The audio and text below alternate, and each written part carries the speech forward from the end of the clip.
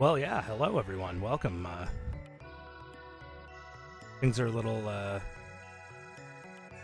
slow to go here, but I think we're here. I think we're live. We're ready to go. I'm here with Unqualified Koala. Oh, hi everybody. And we have today Chocosura, Dipwood, and Akuheish in a three-way race. We're doing a standard race flags with Boss Rando. And Hey Moon. yeah, for the most part, I think Unqualified Koala here is going to take care of certain things because I'm doing a few things at once right now. So, yeah, enjoy the stream, everybody. Yeah, we got this. I'm sure I'll be back pretty soon as I get everything working here.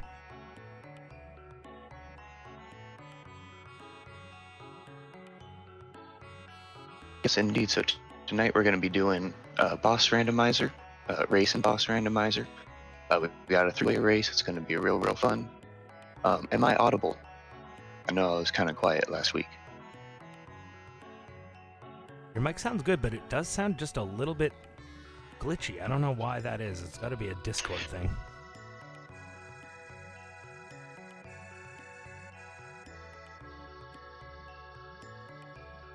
Yeah. I don't know why that happens.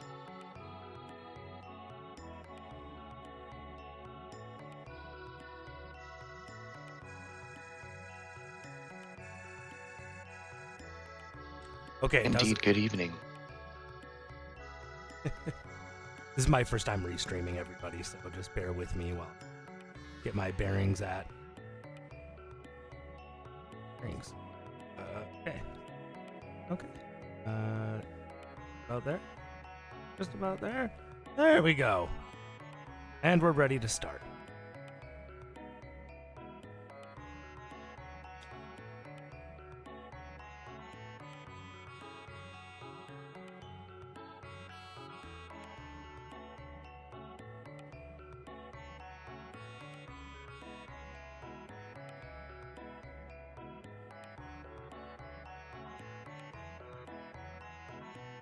Alright, so with Boss Randomizer, we're going to have any single target boss will be shuffled around.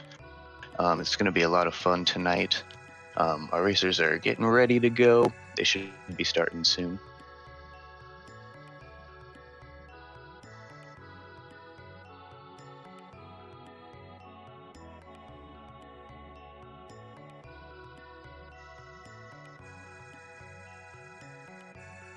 Alright, so we got Ayla Chrono start. Mostly physical damage.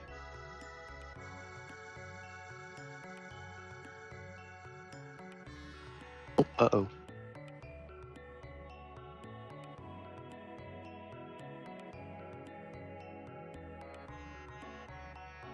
Alright.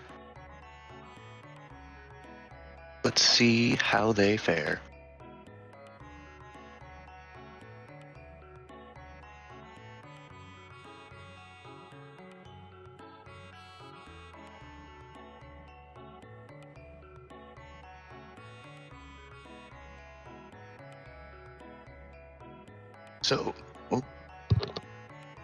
So starting off, you'll see usually some shopping, some menuing, getting generally prepared for the seed. Picking up some power tabs or some extra chests every now and then, try and get some equipment. Although Ayla is nice because she doesn't need a weapon, so she only has 3 equipment slots to fill.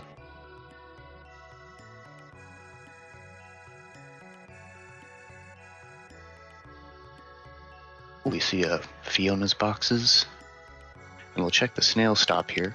What do they got? Ooh, the Dreamstone. Yeah, that's good to know in case they find the ruby knife, or the ruby knife and the gate key, I should say. And we got some desert checks down there from Aku. Hopefully you find something really nice.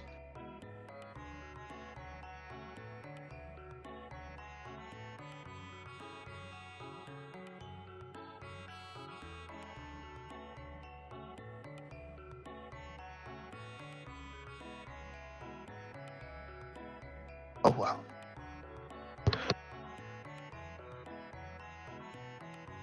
Ah, very nice, getting the power tab in the market. And so here the carpenter's wife will give you a key item after you talk to him at the bar, so let's see what we got here. Oh, interesting. So that's a bent hilt for dipwood.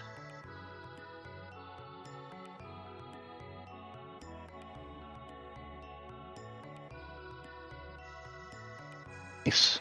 We see Chocosura in the Guardia Forest in 680. Not a bad place to get some early tech points for first techs.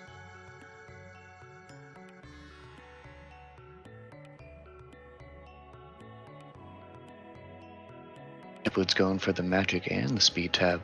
Very nice. Oh.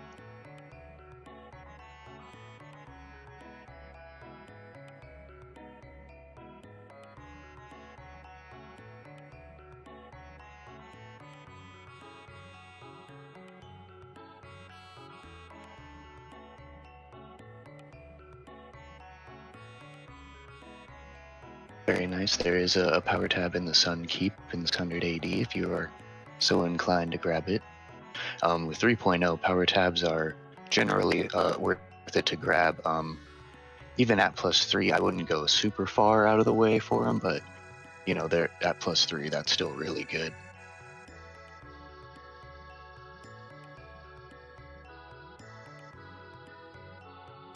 Oh, and a free shelter. Yes, indeed.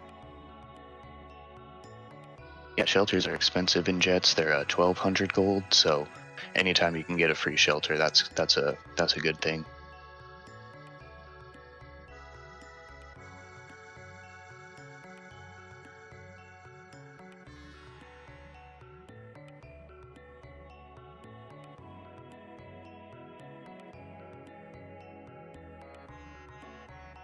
Oh, triple kick right off the bat there, and Luminaire.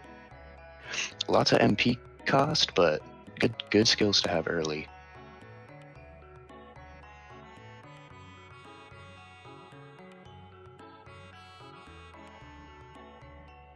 Yeah, no, the fair is really good to go to right away because you have Melchior, who is guaranteed to have a weapon for everybody, kind of like a mid-tier weapon.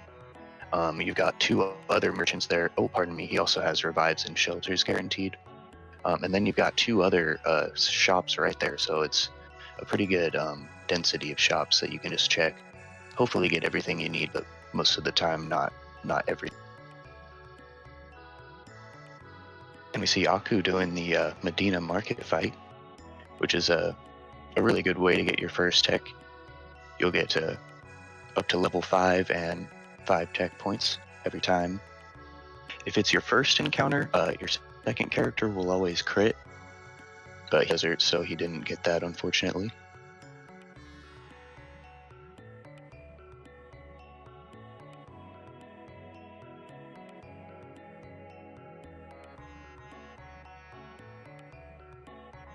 No window shoppers.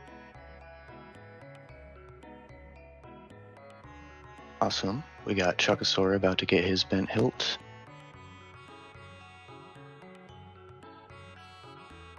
And so everyone checked Snail Stop, but nobody bought it. But the Dreamstone is there, correct? Yep. That's Okay. good to know, because, you know, if you get the gate key, Ruby Knight, if you just gotta pop over there and fork up the money. Yeah, absolutely. After a little bit of grinding, that's, you know, it's an easy thing to do. Dreamstone, you can kind of like hold on to it for like a bit. You don't, if it was gate key, for example, you'd be going there as soon as possible, right? But it's always good to know unless you have where like it is. Magus, Robo, and Ayla. Exactly.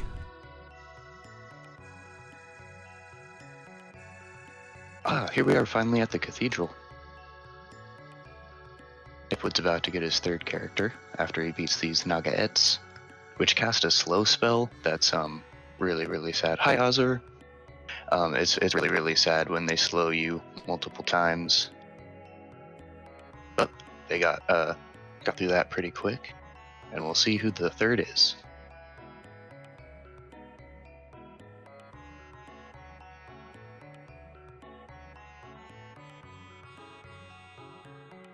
bazooka. Very nice. So you've got Blaze Kick, Fire Sword 2, Flare. That goes without saying. Probably not right away, though. We'll see what tech she has, I'm sure.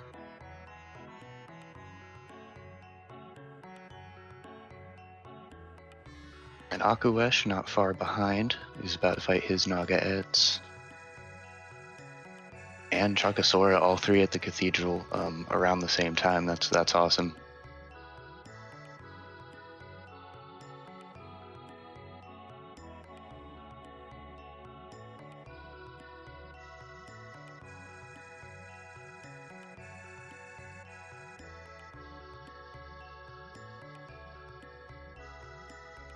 Very nice. Well, I didn't see what the power tabs rolled at, but they're definitely grabbing them. They must be good. Yeah, I think that's a really, really nice addition in that latest version is the randomization of the strength of power and magic tabs. Because I was starting to get to a point where sometimes I would ignore picking them up because, they're only as good as, whatever, one each. Yeah. So Yeah. now that they may roll 7, you can collect a few and it's like, okay, I have 30 extra power now. Absolutely, yeah.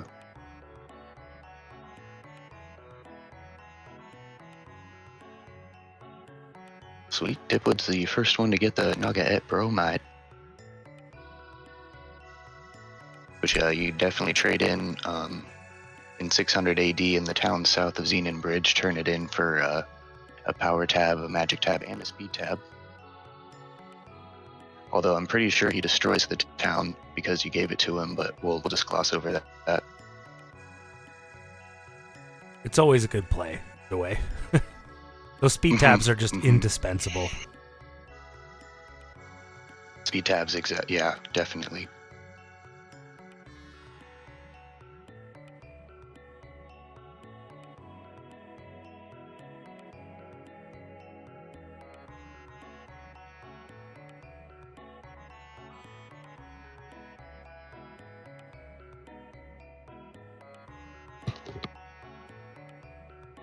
Here we are in the organ room. Gonna open the door. I guess we're going all the way through the cathedral.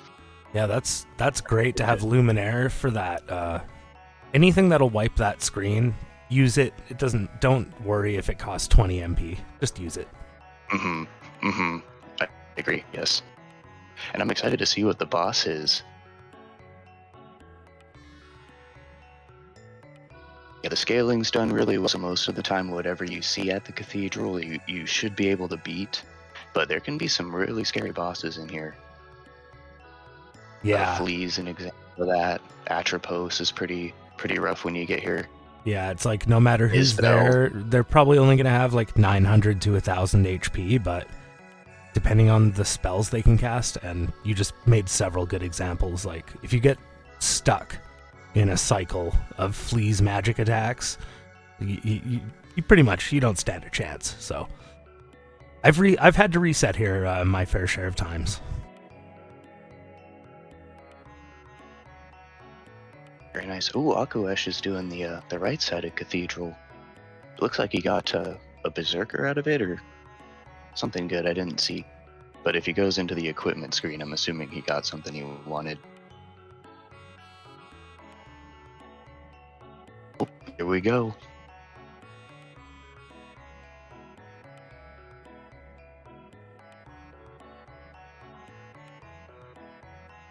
Ooh, now, Ekran. I wasn't maybe paying close enough attention. I didn't notice if Aku got that hilt as well. Or if he's saving that check for later. I didn't see that either. Oh well, we'll figure it out soon enough. Yeah, hopefully we can catch his inventory when he shelters up here.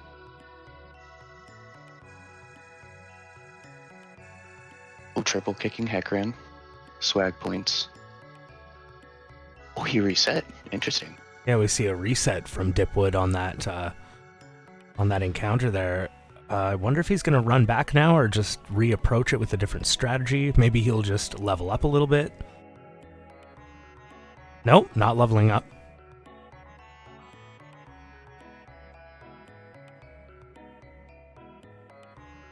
Interesting. Okay, so Ozer's saying that on Aku's stream, his tracker shows he has the broken hilt, so he went there.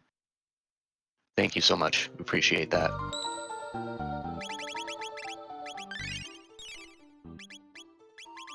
Oh, he is leaving. Interesting. I would try and rely on Luminaire and Ethers to get through that fight. We'll see if anybody else ends up deciding to come back later. This is a really good team to go with to start out, so definitely not a bad idea.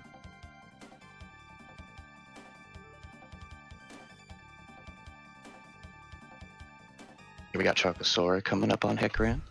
All right, thankfully we have the trackers updated fully now. Oh wait, not fully. Oh god, I'm falling behind again. Yeah, don't forget the Lucas. I've got a lot on my plate here, so please forgive me. Yeah, we appreciate you, Procky. Yeah, no problem. we appreciate you. Okay, everything We're should be working good together now. On this race.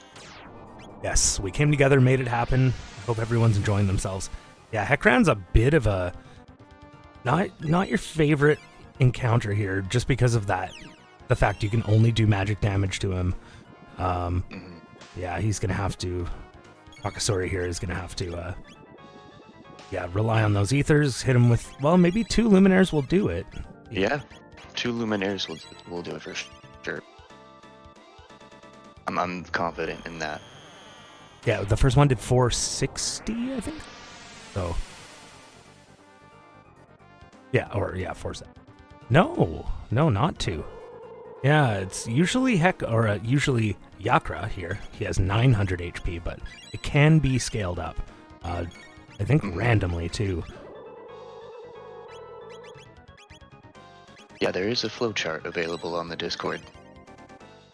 There's like very little fluctuation, but it can count sometimes, like in a situation like that especially.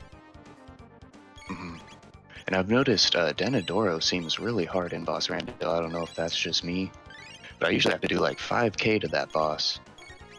But yeah, Chocosura is sticking through it. I'd like to really save good. Denadoro myself for later, a lot of the time. Anyways, even if I'm not playing boss rando, but Chocosura taking down Hecaran. Very nice. Yakran. Nice. I think. Yeah. Yakran.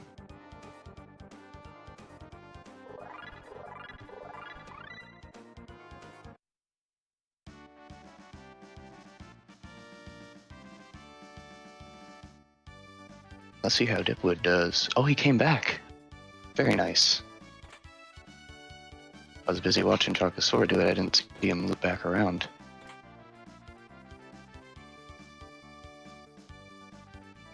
Yeah, if they didn't have Luminaire, they would probably have to just turn around. But luckily they found a source of ethers, so they're able to replenish, Chrono's MP. That's a huge factor here. And we're about to get the character as well. They're probably hoping for a quest character because they don't have any of the quest characters. For the Prism Shard quest, you'll need Marl. For to get the key item from Retinite, you have to have Robo. Oh, there he is. Beautiful. So now if they want to go do Desert, they can totally finish the quest, which would be really good. And maybe they want to take Robo. Oh, guess not. See over here. It looks like he's got Hecaran under control this time, apart from Luca being down. I'm sure it's fine. Yeah, although she will miss out on XP and tech points, so that's kind of sad.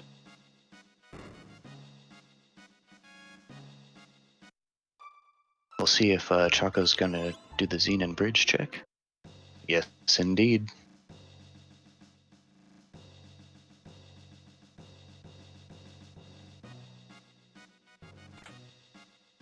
And Hecaran down, very, very nice. We'll see if anybody decides to go do Retinite earlier than anybody else.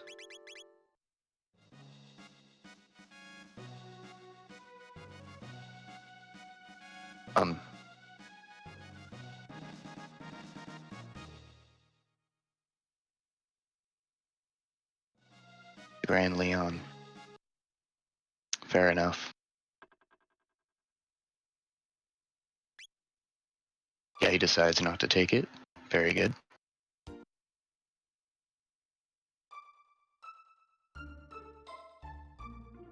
Now he's gonna go turn in the bromide as well. Oh, making me a liar.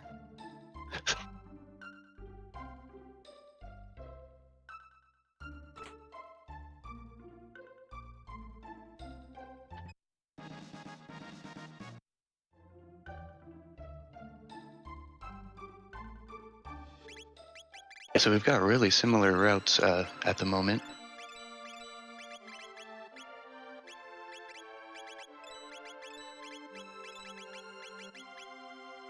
Nice picking up some consumables.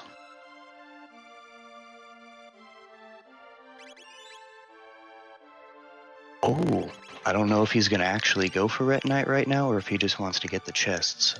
But either way, I'm pretty excited. Let's go desert. Oh, they are plus Evans. Can confirm we're gonna see some big hits later on in this seed.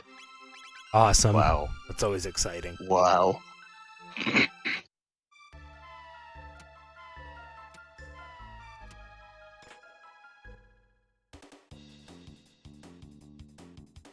Oh, and I just caught that. There's a red vest right in that first chest in the desert. That'll be really nice when they find a pendant.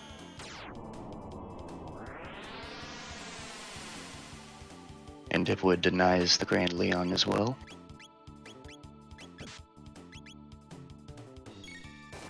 Oh, and we do have a Denadoro play from Akuheish. Very, very cool. We'll see if he decides to pick up any chests or if he's just going to fly up the mountain. I guess since it's this early, it wouldn't be a bad idea to pick up the chests. Yeah. Yeah, there's those chests on Denadoro. There's 20 of them.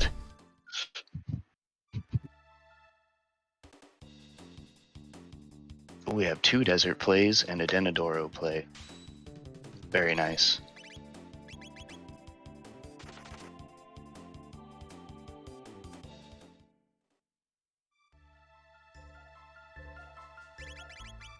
And they're really neck and neck there too.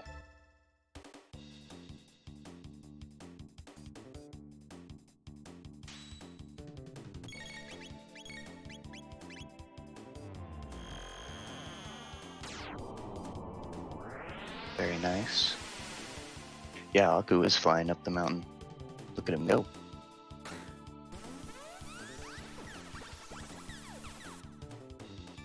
Yeah, it's gonna depend a lot on, you know, what they're gonna find behind retinite here. It's not a bad play. As long as they're able to do a bit of grinding on their way down, they're gonna like really improve their chances moving forward. And yeah, we'll see how this retinite fight goes, because obviously they don't have ice damage unless they just turn around and they're just looting this place. Yeah, they might be just looting. They could maybe rely on triple kick because Ayla's hit is pretty high. It's possible to do it without ice or water, but it's definitely much more challenging. I don't know if it's worth it this early. Yeah, oh, look at that. They do have Star Sword. That helps. Ooh. Anything to get out some physical damage right now is going to be useful, and the fight could be close. Their hit points are a little low, too. See what Dipwood decides to do here, too. I don't think any of the runners do, but if you have a hit ring at this point, not a bad idea to throw that on somebody as well. Oh, yeah, good point. Absolutely. And here we see retinite. Awesome. Really, really early. This should be an exciting fight. Oh, yeah. Triple kick is just going to do so much work here. Mm-hmm.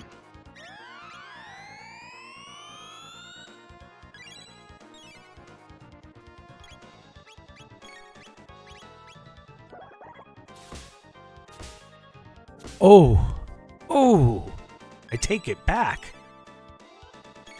Oh, was that all 3? I didn't see that. Yes. All 3 misses. Yeah, I was watching the Denadoro. Aku's getting really close to the boss, so we'll see who's there. That is unfortunate. Well, they have the white rock, and they have 2 of the characters to use it. I highly doubt we'll see it, but...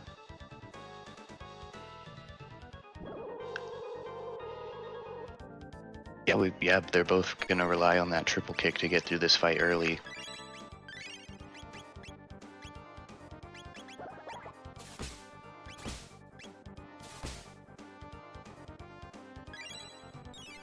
Yes, indeed. So it is single target bosses that get randomized. So Masa and Mune separately are still going to be there, but then they're going to fuse into something random, which is really, really fun.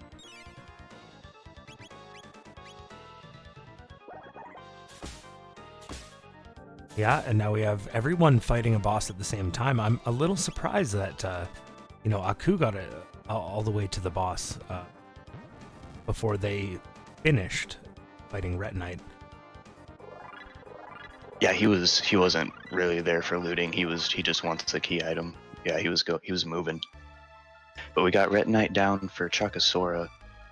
He missed the core, unfortunately, but that's all right. And so we'll see what he gets really soon here. Plus a nice power tab drop there after you beat the boss.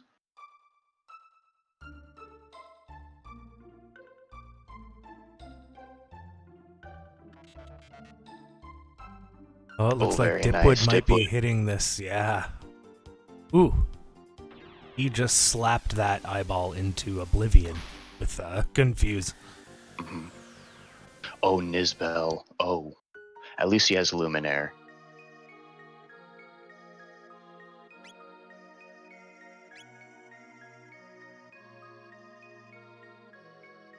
So we got Robo coming off the altar here.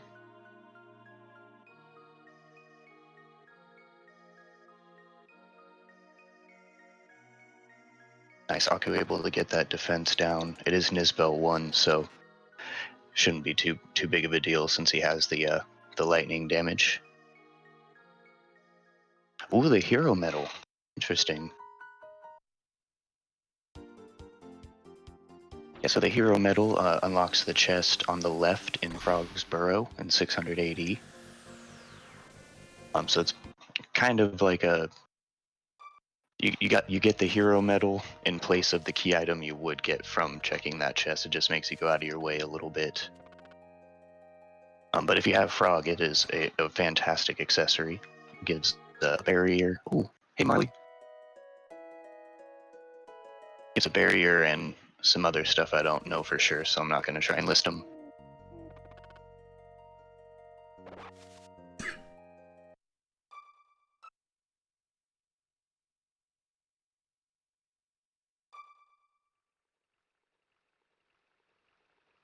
Oh yeah, I was wondering why Aku was going into Frog's Burrow, but I see now that is not Aku. Oh, yeah. Seems to have dropped off. That's unfortunate. I don't think did anybody get to see the item from Denadoro? I missed it. I was just checking it, and then he was offline. Oh, but he's back on now. Oh, he was back on for a second. He's back up.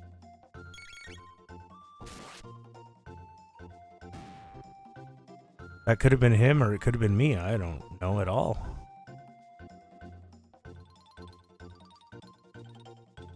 Okay, he's going back to the boss. Oh no. Awesome. Well, thank you for scouting for us, Hauser. Oh, we have a new sighting. He's getting down on Ayla over there. There we go. That'll be a nice bit of extra tech points. So he got the core of Retinite and that new. That might really be beneficial for him.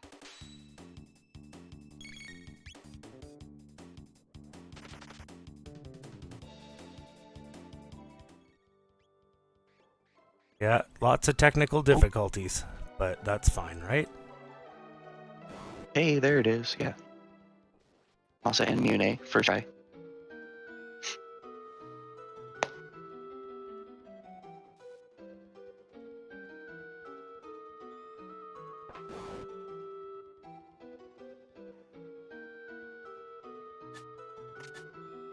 Oh no, I missed the hero medal item twice.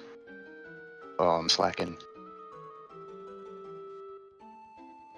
Oh, thank you. Appreciate you guys. Robo's ribbon.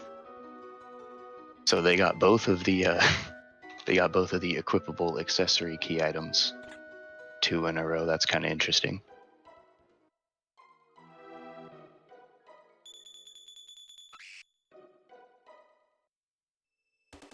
You missed the skip there, unfortunately. No big deal, that's what LNR is for.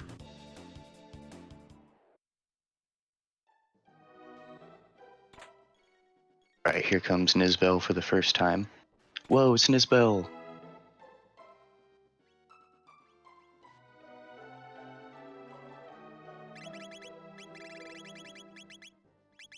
Ooh, here we see Hecarim Cave. Interesting.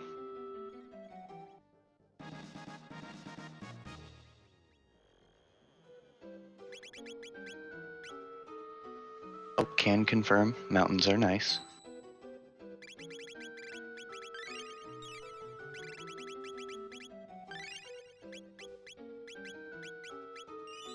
Yeah, Hecarim's Cave early is a really good place to get tech points.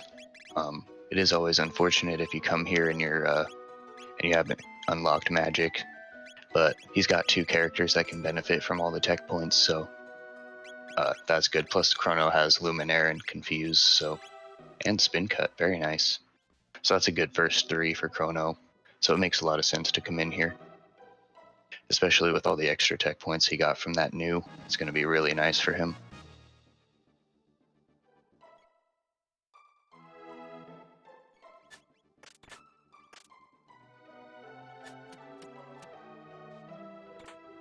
We have Chocosura approaching Nizbel as well. Yeah, Nizbel's a bit of a nasty encounter here, to be honest. I mean, he does have Luminaire, but it's expensive, and yeah. I don't think Chrono has enough MP to do a Confuse and a Luminaire. Yeah, not quite yet. Yeah, and ideally you want to be ready with a lightning attack the second Nizbel does his electricity attack. So. Oh, Luca down. Yeah, Luca down. Reset. That's unfortunate. That's a pretty tough boss to have to take there. Yeah, he decided, yeah, we'll come back later for this. That's fair enough. Unfortunate time loss, though.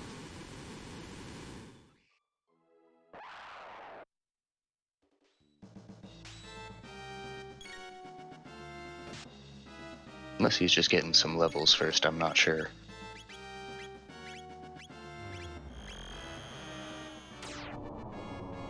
No, he ran. Yeah, if you do end up leaving Denadoro, you might as well get the waterfall chests on your way down. Absolutely. It's a little bit quicker, too. Wait, no, it's not. I forgot you have to go back to that area.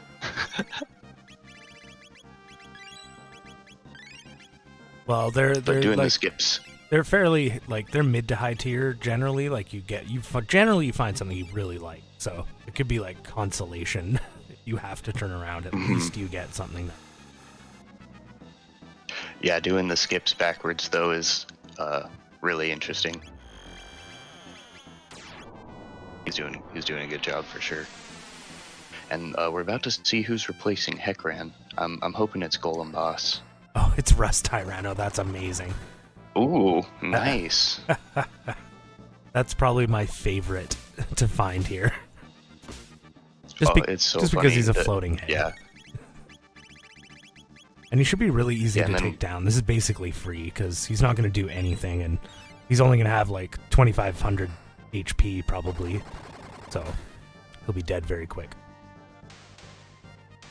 With their techs, they have Uzi Punch too. Oh man, yeah. Yeah, easy one. Demon Edge. I think they have something better than the Demon Edge already. Is Star Sword better? I think Star Sword is better, but don't quote me on that. It doesn't have the 1.5 hit on magic enemies though, so I don't. That's true. Yes, That could Star be Sword's useful. better. Because I think that damage applies to magic as well, but I could be wrong. Again, don't quote me. I think it's just accuracy because it says hit. Oh, to hit. Yeah, I don't know how that works either. But we do have a key item, a prism shard. Now they are going to have to get that bent sword in order to do the prism shard quest.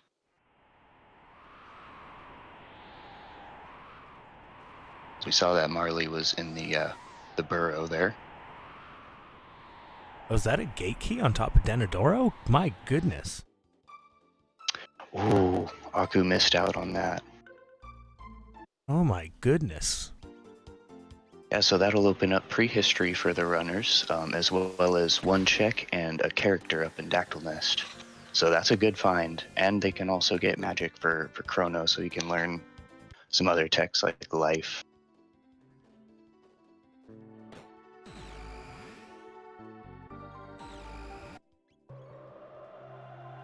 He already has most of his better ones, so I figured life would be nice. Yeah. Yeah, exactly. And unless they run into another Nizbel. Nice to have just a lightning spell for that, but Yeah, like a cheaper one, so you can still use. yeah. Well, Nizbel 2's defense is harder to lower. That's but true yeah. as well.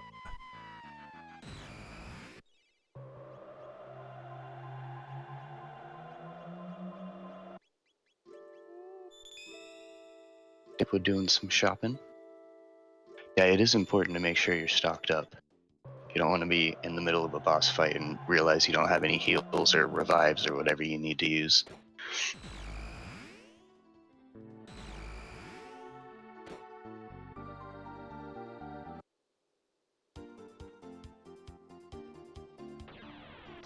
I will see if Choco wants another character, or if he just wants to go right to the reptite layer. Excuse me. Oh, he is going Dactyl Nest. Cool. Yeah, personally, I like to have a deep bench of players to play with. I don't always go for a lot of them, but I find it's often worth it to just go out of your way for a minute and pick up someone new. Yes, indeed. And especially up here, they're pretty high level when you get up here. That's true as well. Yeah, they're already leveled up for you.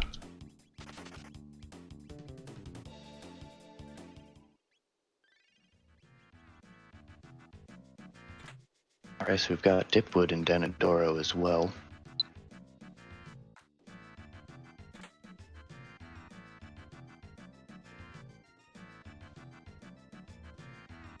I think after that Denadoro experience, Aku's going to be really happy to see Russ Tyranno at the end of this dungeon.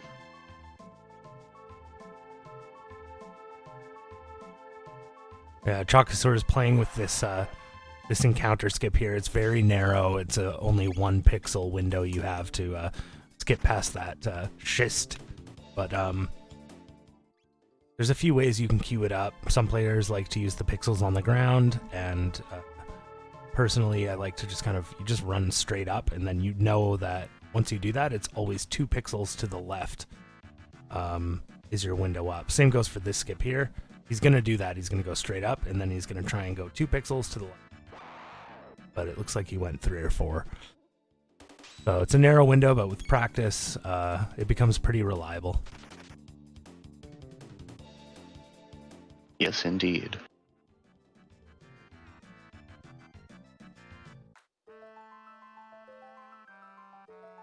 And we got Magus. Ooh.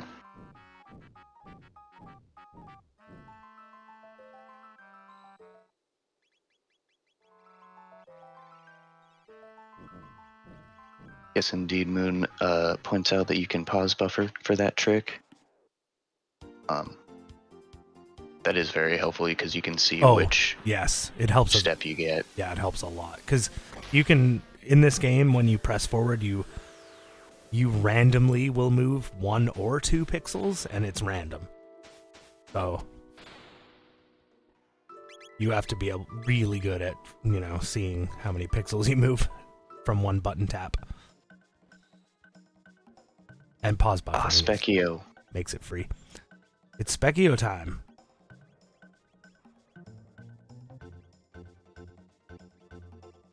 You with the punk hairdo. I love that. That's so funny. Now everybody make sure and think magic for Chocosura here. We'll be like, is Flare next? Let's hope so. I want to see some flares up in here.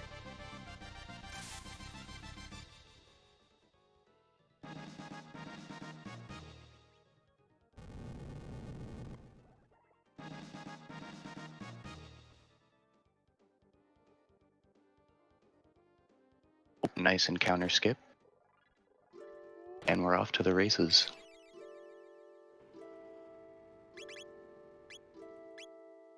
See Dipwood taking on his bill. Yep, as Aku just swept up Rusturano into the dustbin. Bye, Rusturano. You were too rusty, rusty boy.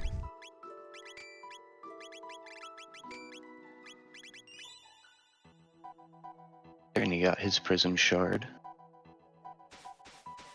Hopefully the Prism Shard quest doesn't have anything important, because that would be really roundabout. They have to get the sword, forge it, get the character, then they can do the quest. Absolutely.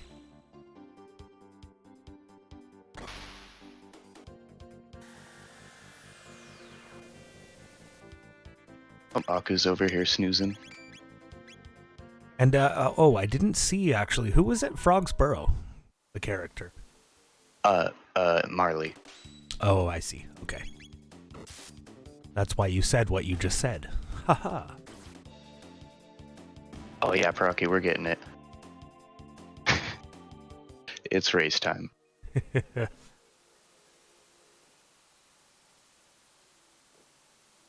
When we see, we're back at Cathedral here. I wonder if Choco might put himself a little bit behind here by taking Hecaran Cave, just in case that Prism Shard is not needed. So, obviously, he didn't go to the Reptite layer. So, that is kind of our only progress now. Mm-hmm. Yeah, I was thinking he would go right to the Reptite layer, but it kind of makes sense to come back and clean up, the eras that you started in. Absolutely. You can do it very quickly. Like, if you wait, you can just blast through it generally. And it's a good strategy with Boss Rando, too, because you just don't know who you're going to run into, and there's nothing worse than having to restart a fight, which we've seen quite a bit of from all of our racers, I think. Maybe Choco didn't do a reset, but we saw resets all around. And, we saw a reset for the Grand Leon. Oh, that's right. But yeah, I like that the Boss Rando has forced us to start resetting games. Not everyone agrees, but I'm a little... I like the pain. I don't know why. Yeah, I like every flag set. I don't... Just Jets of Time, let's go. That's a good philosophy. I fully support it.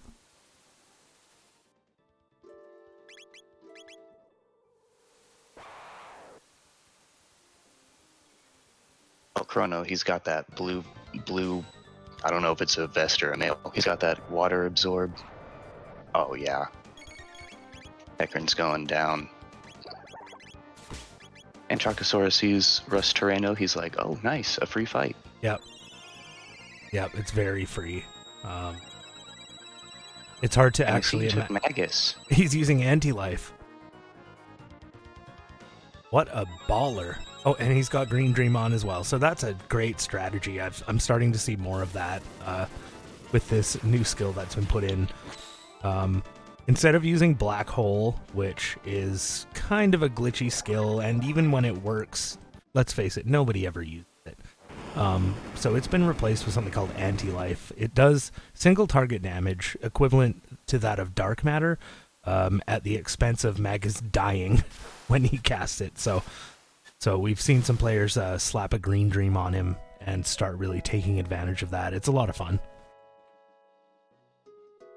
Yeah, it is, and it's Magus is really short on single target anyway, so it's nice to have a good single target hitter with him, even if even if it kills him, which is just kind of funny. Yeah, But I was so skeptical at first. Like, I didn't know if it was going to be a good strategy, but I've seen it work so many times now. Yeah, you just have to be really careful and choose your moment with that one. Aku got Robo, so we might see him go down to Ret Knight as well, or he might want to wait because he knows Marley's at the burrow, or he doesn't have the hero medal, so he doesn't know that Marley's at the burrow. So we'll see if he wants to wait for Ice Magic to go to Ret Knight, or if he's going to go right there.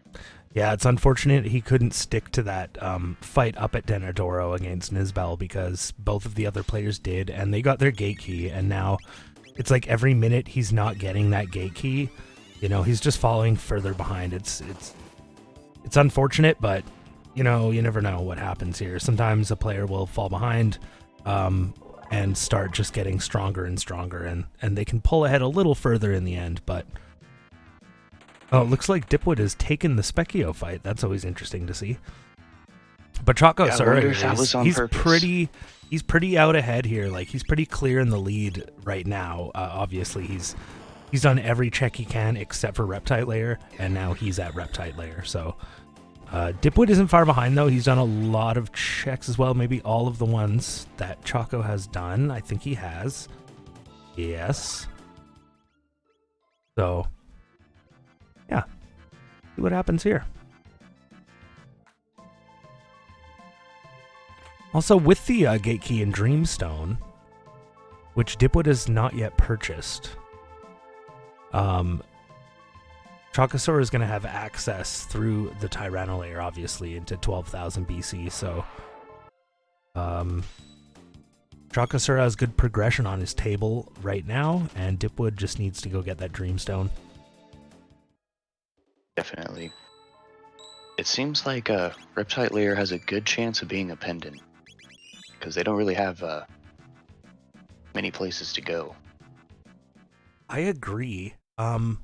It might be the sword as well. Yeah, So usually they have to do that Prism Shard quest. Yeah, usually when it starts to tighten up like this, and you don't have a pendant, it just gets more and more likely the pendant will pop out, just because it's. Ooh. Ooh, we have Flea. Flea, my least favorite boss probably in the entire game.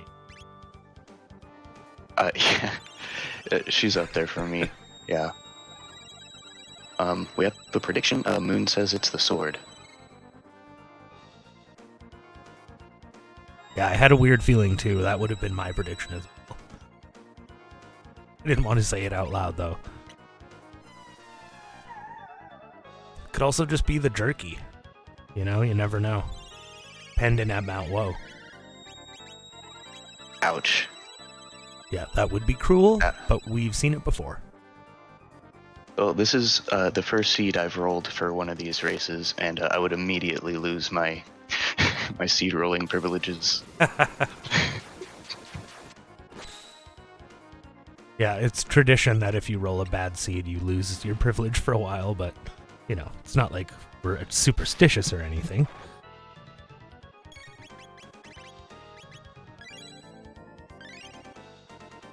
Yeah, for Chocosura, I do believe Reptite is the last. I believe so. Because they did check the bridge, but it was the... The hero medal was the Robo's ribbon, which that's always funny. Yeah. I would say the hero medal medal... missing his... Oh, here we go. Moment of truth. Oh, yeah. It is the sword. Golf clap.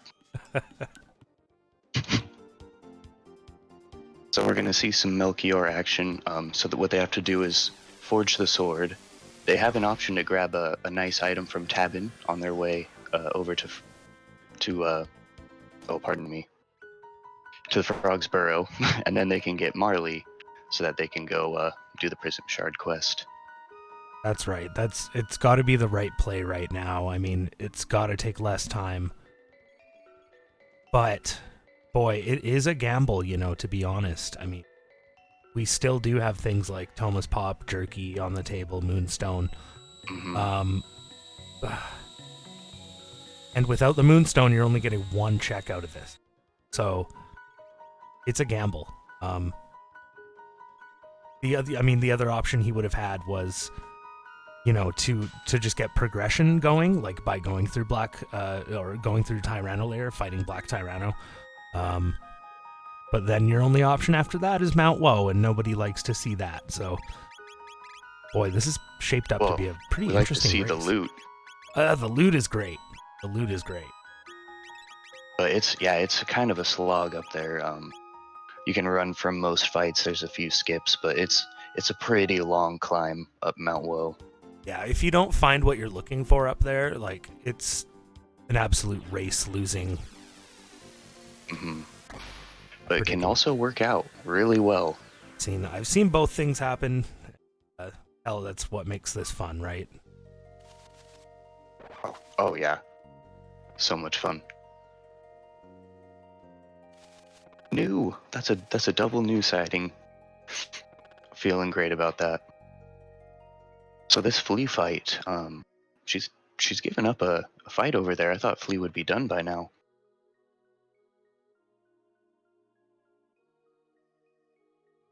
But he looks to be on top of his health and everything. I didn't see if they have Hypno Wave with Luca, but this is Flea Plus, so she can be put to sleep.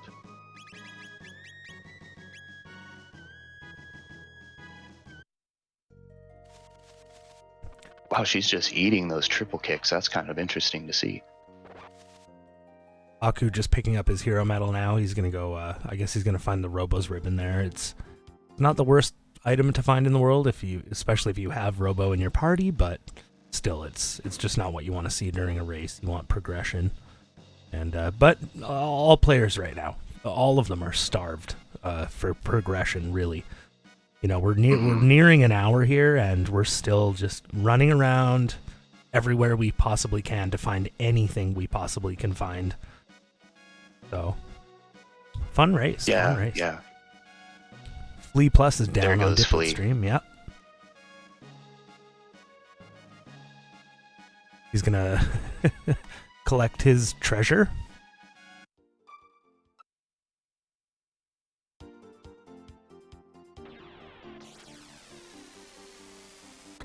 I think we're going to get the item from Tabin on Chocosura's screen. He can hand out some pretty nice stuff if you charge up the Moonstone into the Sunstone or forge the Masamune. You can walk up to Tabin, he'll give you a nice item. Yeah, so if you get both of those, you can get 2 items total, which is, frankly, usually pretty great. Like you see, he just got the Vedic Blade, which is, of course, one of Chrono's very best swords. So that's a good score. And it's not too far out of the way. You can just kind of land on the island and walk into Tabin, so it's not like as much of a time investment like the Jerky. You have to drop it off, time travel. Absolutely. You just have to remember to actually stop there if you qualify. Whoa, I don't qualify.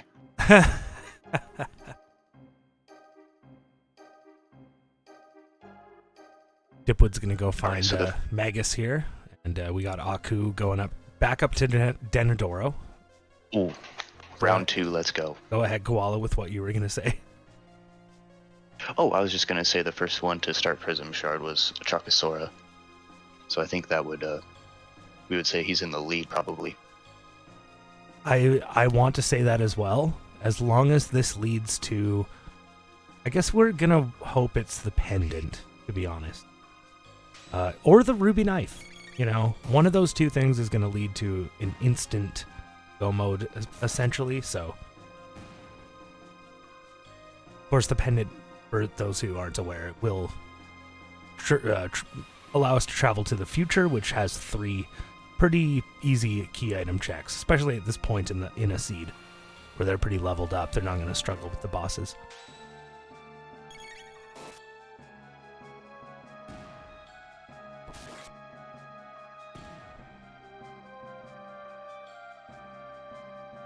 Right. there can be some really good items in these chests for the prism shard quest. Oh. You know, we would all love to see some green fire right now, I'm sure. Don't you guys love that Tyranno layer music? It grew on me over time. It's now one of my favorite tracks in the game. My favorite is Secret of the Forest. Yeah, that's a great one as well. It's the jerky. Wow. Savage. What? So that's why I'm so sorry. That's why I said, like, does Choco have progress here? Is he in the lead? Well, it really depends. And oh boy, with the with the dropping of have the to jerky, go to Mount Woe. Boy, I would be tempted myself to restart here, but I would also be concerned whether I saved right before coming in, because in order for all of this to be worth it, in order for all of this to be worth it now, like, he's gonna have to charge the Moonstone, and we don't even have it, or a pendant. So, whew, we're going to Mount Woe, everybody. Mount WHAO. OA. No, it's AO. Mount Wah. Oh. It's gonna be a good time. It's gonna be a good time. I think the runners are pretty prepared for Black Tyranno, except their magic damage isn't super great. Yeah, it's lacking a little bit, but we are seeing good physicals. Yeah, for Azala, right? Exactly, that's what I was thinking. Azala only is damaged by magic. Although you can put her to sleep technically, and still win the fight. She'll run away, but it takes a really long time.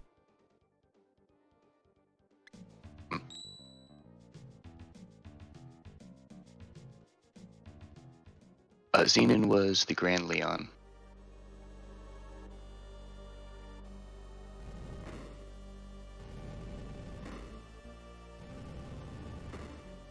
Moon Blizzard makes a good point in the chat there. That is a viable route to go mode now, technically, but I don't think we're gonna see it.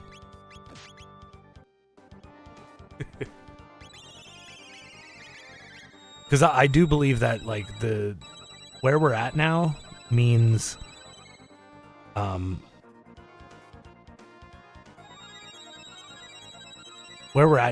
that the pendant is guaranteed on Mount Woe.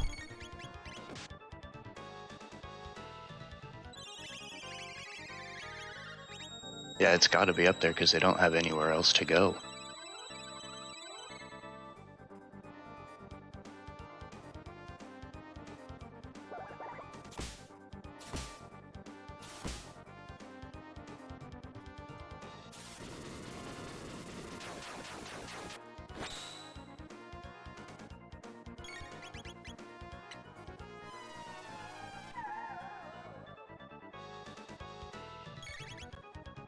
So we have Magus down on Chocosura's screen fighting Flea.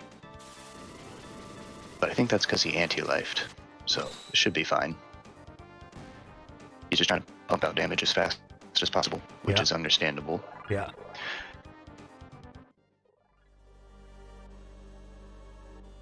Oh, and Nisbel goes down at the same time.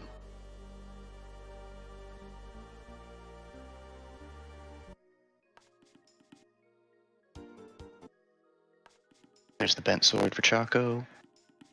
And Aku's going to get his gate key. I'll probably be happy to see the gate key.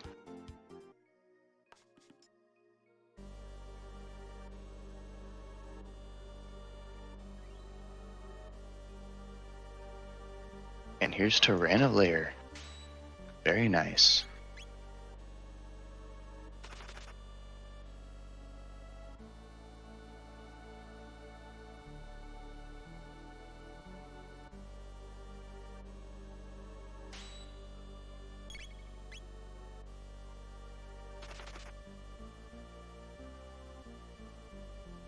Yeah, unfortunately, those reptites, they give kind of low XP in tech, so... But luckily you can run away from them, which is really nice. Yeah, typically I don't fight them at all, only if I'm really desperate. Usually it's worth it to just run. Something you might check for in a seed where you're seriously gear-starved is just their item drop. In that case, you just do the first fight, and then if they don't drop what you want, you just stop.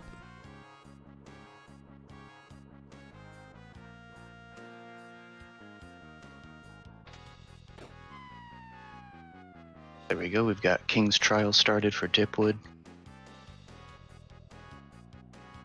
Yeah, now that we have the clear path that we need to go to Mount Woe, Chocosura is the closest to getting to Mount Woe for sure. But this is still a pretty close race and a very interesting seed.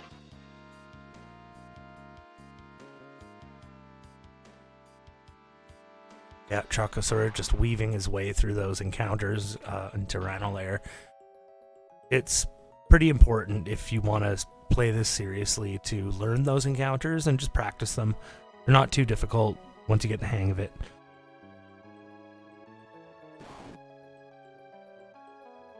Oh, didn't quite get the door, unfortunate. But he didn't get any other encounters, so that's not a big deal. Yeah, that door is really tricky to nail down. We'll see what boss is behind it, though. Ooh. Big boy Masamune. You know, that's not too bad, although he could probably do a little bit more damage, I think, than usual.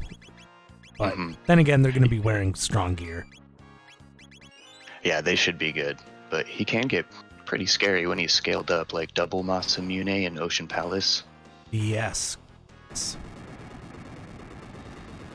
Definitely not one of the free fights, even though it feels free.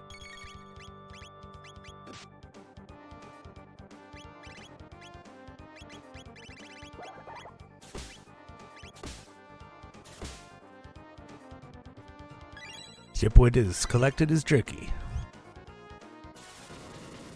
Did Choco turn in the jerky? I didn't see. I don't remember. Oh, he reset.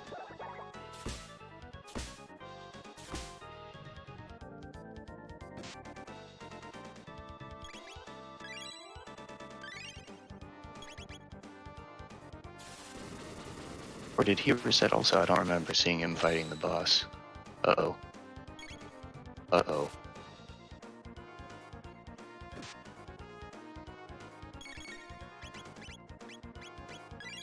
Yeah, Dipwood, he knows what's going on. He says, well, time to go to Mount Woe.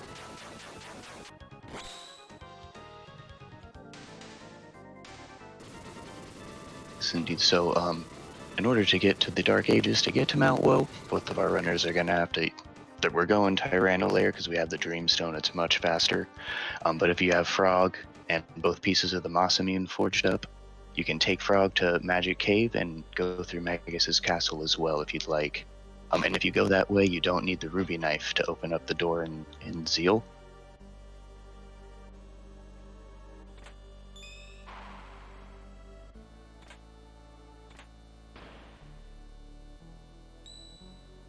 Yes, very nice movement from Chocosura through the Tyranno Lair. It's looking real good.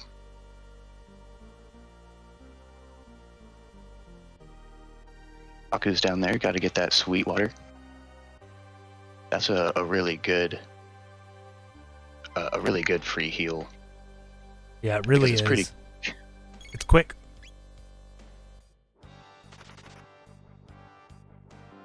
I don't like to go to the inns, but I do like the sweet water and the Enertron for free heals. Yeah, it's good to know the locations of those things in case you find yourself in like a vendor rando seed or something like that, where shelters are just not free at all. And Ethers cost 3k a piece. yeah, or sometimes 30k.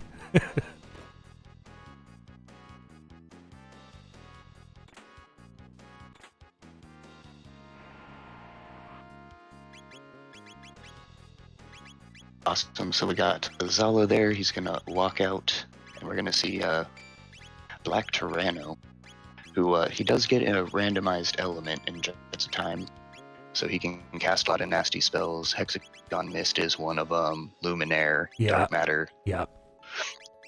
Those spells are not as fun when they happen to you instead of you casting them. See, Dipwood did get that door skip, and it's a tricky one. I mean, I think it involves sort of pressing A at the correct moment in which you enter that door, but also you have to enter the door on the correct angle as well. So, kind of requires a few things to go right. Yeah, exactly. Yeah, you want to be on the side of the door and hit A, and it should get you through. And there's a couple doors like that, like at the end of Ozzy's second. What is that called? Gauntlet, where the statue's eyes light up. Oh yes, yeah. You can hit is that right? door as well. Interesting. Mm-hmm. Oh yeah. I know the door you're talking about. I've been getting really bad at that one.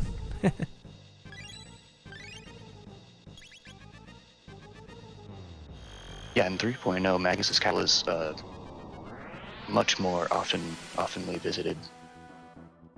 visited much more frequently. Is how I actually want to say it. Yeah, that's right, because due to the fact that there was a change made where if you manage to get access to Magus' Castle, it will unlock the Ocean Palace now. You don't need the Ruby Knife.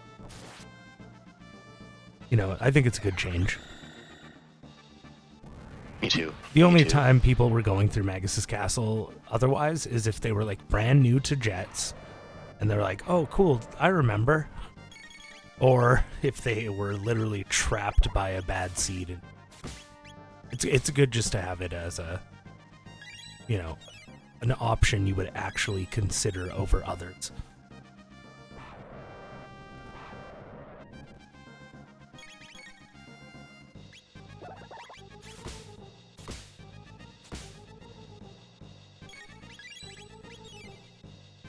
Alright, we're into the countdown for Black Tyranno. Yeah, he's got plenty of good damage to dish out, but of course the MP is going to be a bit of an issue here. Yeah, you're going to have to spend a couple turns throwing ethers.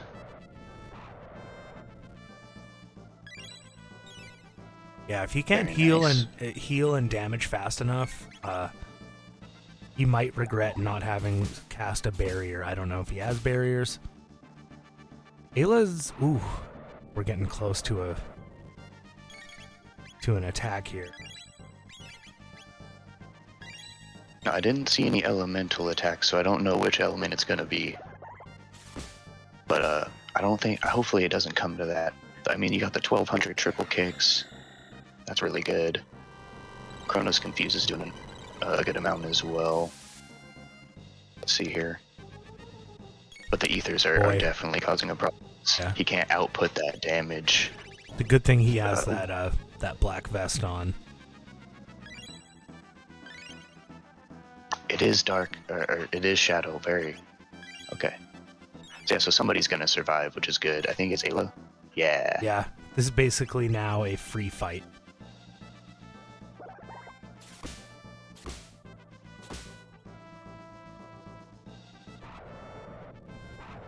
And as Choco is just rounding off the end of this fight, we've got Dipwood actually entering. Wow. Yeah, he's really close now. That's good. And he doesn't have Magus. He has Luca, so that's interesting. I love seeing this when they have just slightly different team setups, and you get to see, you know, some teams are much faster than others, and in this case, boy, I would opt for Dipwood's team. I love Luca.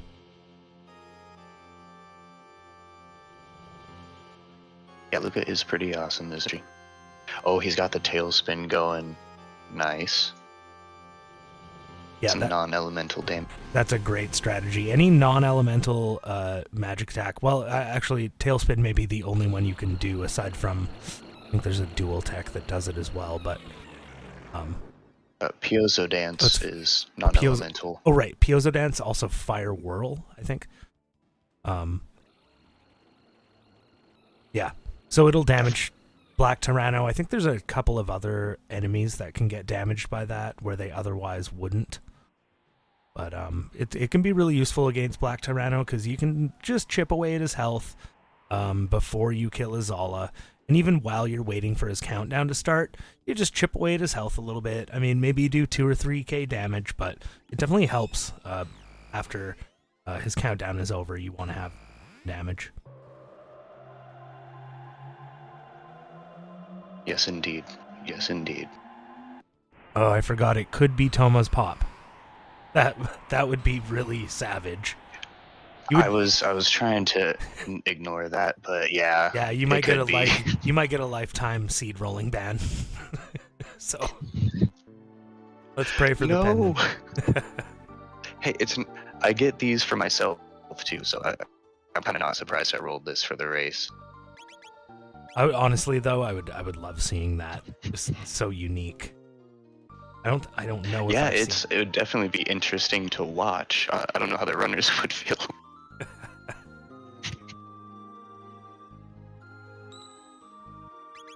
Oh, we've got the Earthbound Village shop. It's not an amazing shop like the new shop, but there can be some really nice stuff there. Like elixirs can be there, I'm pretty sure. I think I've seen that before.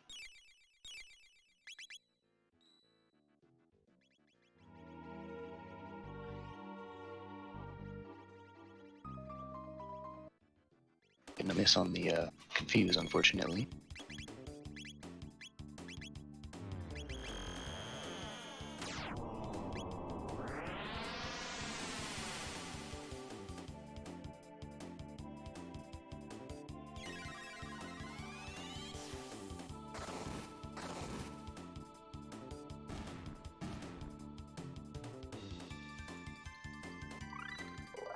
Yeah, Chocosura, he's just not doing as much damage as he could be doing maybe if he focused on using Luca.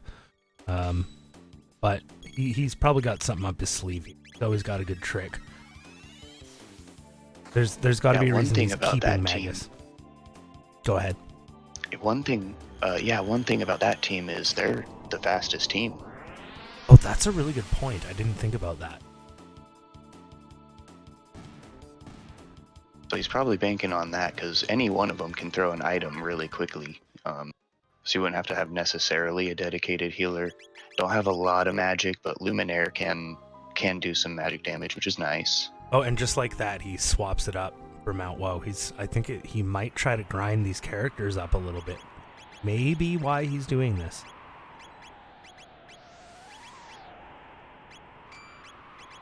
It's never fun to only have a Gradius. Now that gun was removed from the original game, but we do have it in jets, which is awesome. Yeah, it's like a lesser Wondershot kind of. It's a Wondershot prototype, I guess. You could call it. If it's not a boss enemy, it'll half the health of the enemy. Yeah, and when it criticals, it does like just a ton of damage.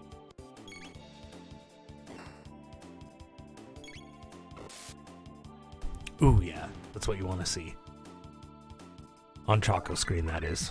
If you're going to grind Rebels, you want to be able to take them down as fast as possible. They have 500 health and very high evade. But those power tabs are definitely working out.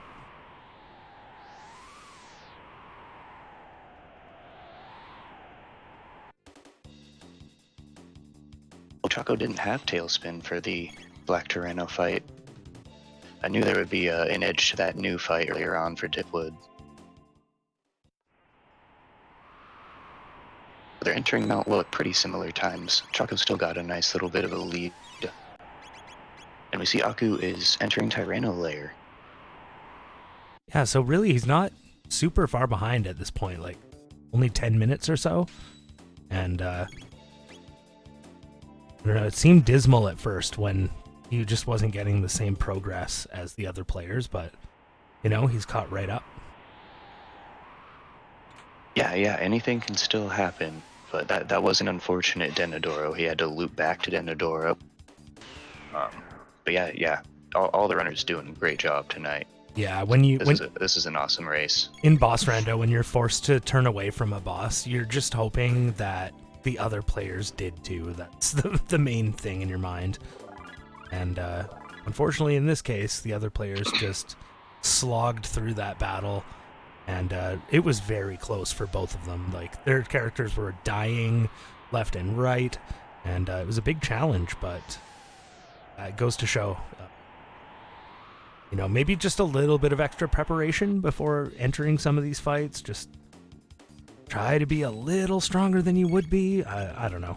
It's hard to give advice for something that's completely random in nature. Now, Procky, something has happened. We've got a +7 power tab seed and a crisis arm on Robo. Huh. Now, that's interesting. Although, I believe the other power tabs have already been fed to Ayla? I could be wrong.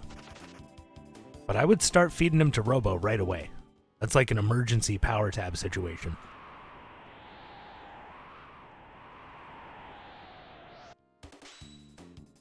Yes, I do. I've never done this before, but I think I saw something in the Discord that you can achieve 9999 damage with this method.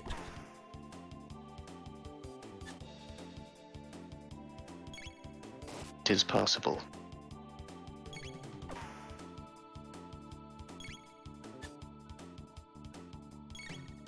I can't really find an excuse to do it, but I want to grind Ayla until she gets the Bronze Fist in a seed sometime. But it just doesn't seem practical. No. To get to level 99. I think I've done it twice, like, in my entire life. And it's just days and days of grinding. It sucks. Not fun. But it would be so cool to have the Bronze Fist. I know, you get to see it, and it's there. And then you're like, okay, I quit.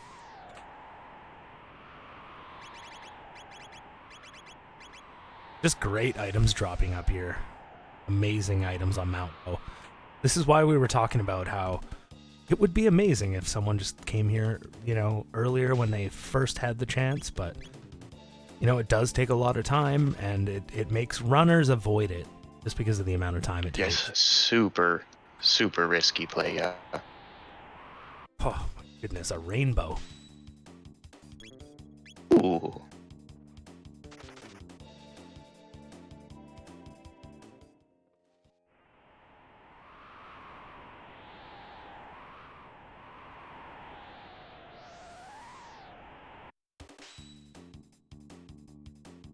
Aku's down there checking the hero medal. I guess he hadn't done that yet. Well, third new sighting of the run, everybody. And he's going to be pretty disappointed by that Robo's ribbon. Oh, he's getting Marley. He already did. Not bad.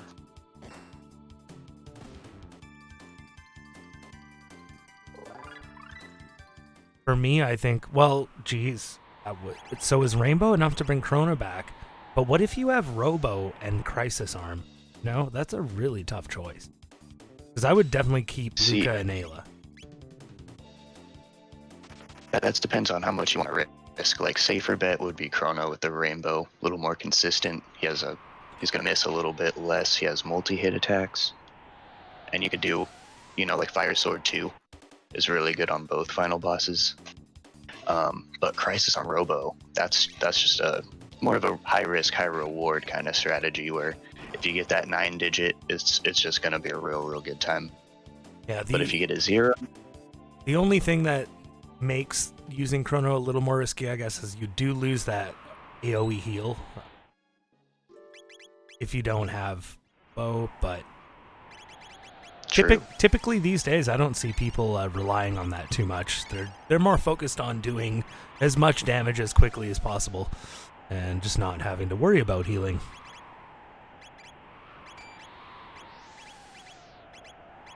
That is fair, but you are going to need to heal on the final bosses. Yeah, you need something, and Lapis doesn't quite cut it. 2 can, but yeah, we'll get into final boss strategy when we get. Yeah, that might be a little bit, huh? We'll see. Unless we see We'll see. a ruby knife up here. Well, at this point, I believe it has to be progress, so it's going to have to be either the pendant or the Thomas Pop. I think those are our only options. I agree. Oh, prism specs. Ooh. Ooh. Ooh. Yeah, what a whoa. Goodness. Just amazing drops all over the place. Looks like Dipwood's taken some of these fights. Probably a good call.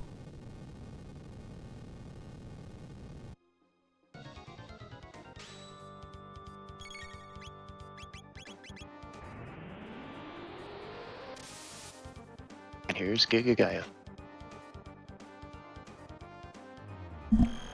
It looks like he's done the right thing there with sort of mixing and matching his magic absorb gear. So like white mail, black mail, red mail. I didn't actually see exactly what he did with his gear, but I can tell that he's been absorbing, throughout his seed here. So you can see that Chrona's wearing black and Ayla's wearing white. It's just a good thing to do because, if people start dying and you have one character that can actually just stay alive through healing, through absorb, it's one of the best fail-safe backup strategies that you can use. Absolutely. I think the most pronounced example of that is Son of Sun with a red vest. Yeah, absolutely. But he's not the only one. Nice. Giga Gaia just went down super easy for Choco there.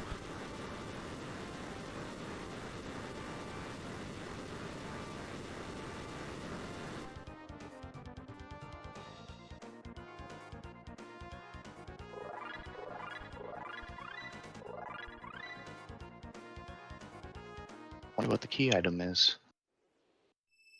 It's all been leading up to this moment right here.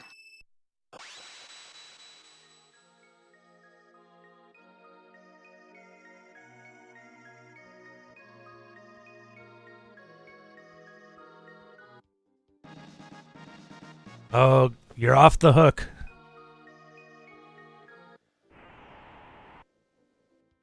What is it? I'm on the Jet stream, so I don't know what it is yet. Oh, you can go to my Discord if you want. Or go to the... Oh, wait. Stop streaming for some reason.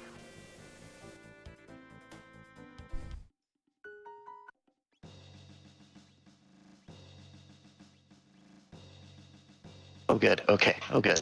Very nice. So we will get to see a little bit of the future. We'll see who's going to prison. Say hi to our friend the Dragon Tank as we absolutely destroy him because they're overleveled.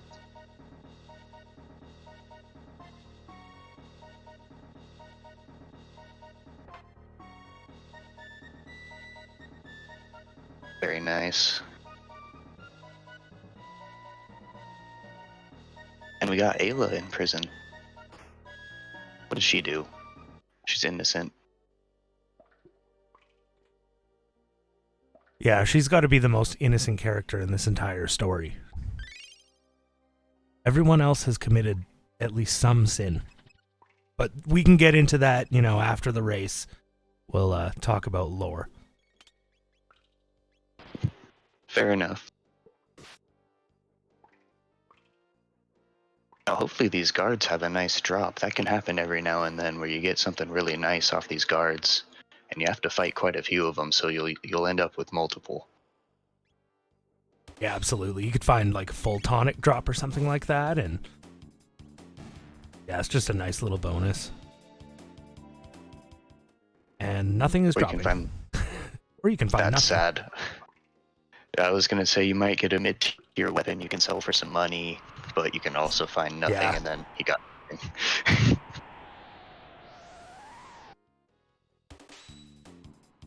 We got Dipwood entering Ayla Giga is... Gaia.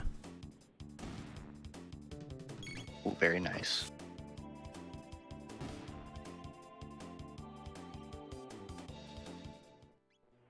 then Chocosura didn't have Luca with him, did he?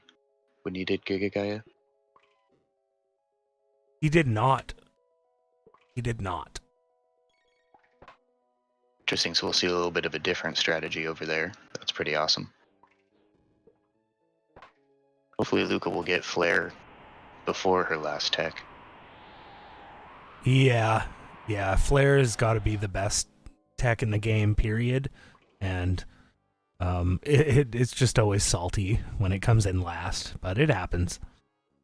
I mean, when I started playing this, it was before Tech Rando was even implemented, so like we always had Flare come in last, and we had strategies to achieve that, but seeds are faster now because of that.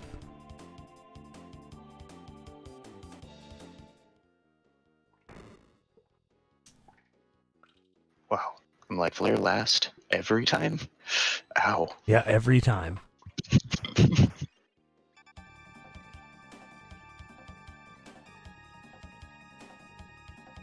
That's right, I was her back. Oh my goodness. That's hilarious. Alright, we should be seeing dipwood take him down really, really soon. We'll have a little bit of catching up to do because we've already got Dragon Tank coming out over here. And we have Masamune. So we've got Aku who's cruising through Tyranno Lair still. Oh yeah, Zelfer is asking, where will we find the ruby knife now? And I guess we're taking bets. So, what do you think, Koala? I don't want to say Genodome. Yeah, I'll go Eris. You know, Eris Dome has the ruby knife. Yeah. I think it's a pretty cool seed because all of the Go mode items are all in the future here. So we're going to have the clone, the trigger, and the ruby knife as our 3 key items available to us. Oh wait, and the Thomas Pop is still in play, so that could be there too. Or in fact, it absolutely will be there. Interesting. I just hope Eris Dome has the ruby knife and everything's fine. Oh, and we have the Moonstone as well, of course. Yeah, we have a Moonstone prediction, which that's mean. So the future will wouldn't be contain upset. the future will contain the clone, the Moonstone, and the Thomas Pop.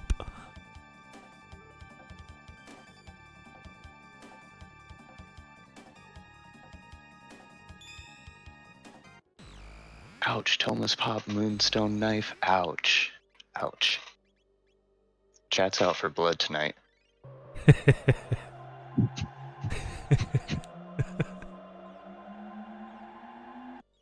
Well, it's a lot of fun to watch. It sure is. I agree. Awesome. Masamune down. Let's keep cruising through Tyranno Lair. And it looks like we're doing the Protodome check. Very nice. Yeah, no, that is an interesting idea to actually pick up Frog and just do Magus's Castle and get it over with. Because, like I said, we do have a possibility of a lot of running around still. But, I don't know, Magus Castle is still really long. I don't know why he'd be going here if it wasn't for that reason. Yeah, after investing so much into the team, maybe he was hoping for Luca because he doesn't have Luca, does he? It's at least not on the tracker. Oh, it's not? So Oh, it should be.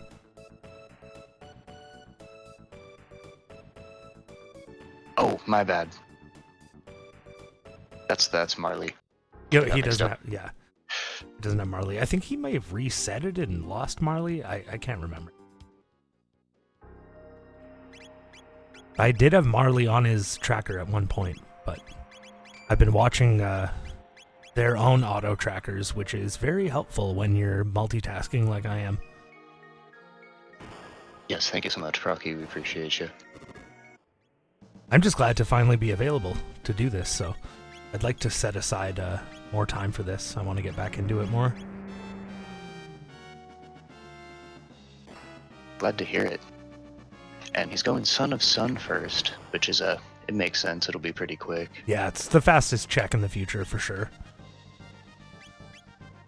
I really like going to Aristome, and I don't know why. I just love going there. You know, honestly, like it's one of the two. Aristome, like you do find you're there as well. So, and it's honestly, if you do it quick, it's not that long either. Son of Sun can screw you around too. Like you might not be hitting the right targets. You might even, like I do sometimes, I restart this fight if I get the 4th hit, you know, with a certain team. So, you know, I've done both. I've had both habits of going to Son of Sun first or going to Aristome first. You know, in the end, it may not even matter. Because it all comes down to that key item you find. Yeah, it's going to be really interesting to see what key item this is. Like, we've seen players come into the future at the same time, and someone goes Genodome first, and you're like, what? And then they win the race, because that's where the thing was. Mm-hmm. And I feel like, at least for Robo there's potential to one-shot Mother Brain with these teams. Waku deciding to reset instead of just run from those Megasaurs.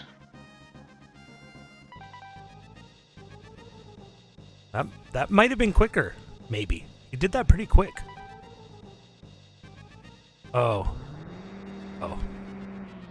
Not quicker now. Goodness. Yeah, it seems like LNR would be your friends there. Generally, this is a pretty easy skip. Aku's just not quite executing it correctly, but he's getting the right idea there. That lower left corner, in that indentation in the floor. Ooh. Yeah, Chrono Trigger for Chocosura. That's not great right now, but it's something. I mean, if he finds the clone next, he's on his way. He's one item from every go mode here. Well, no, he has Frog, so he could do Magus' Castle, and then he's one item from Ocean Palace and one item from Omen, so... That's right. That's interesting. So as long as the future doesn't troll, he's good.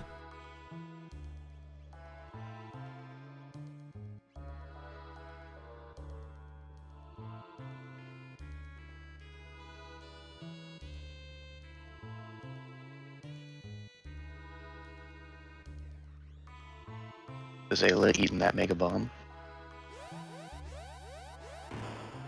And that Dark Bomb. I wouldn't want to get hit by either of those, personally. Nah, I don't think I'd still be standing afterwards. I'd probably be just blown into bits. Speaking of bits, we've got Guardian. Nice. Which, I mean, after this Luminaire, one triple kick will kill Guardian. Yeah. That Luminaire now, like, at the level he's at, is doing a lot of damage. Even at a very low level, it would be enough to kill those bits. They only have 500 HP, and, you know, they're pretty weak to magic, but at a low level, it could be hard to come up with that 500. However, any lightning spell is actually going to penetrate the defenses of any, like, robotic sort of character or monster in this game. Like, any robot or anything electronic, it just is weak to lightning. So it's a good thing to keep in mind.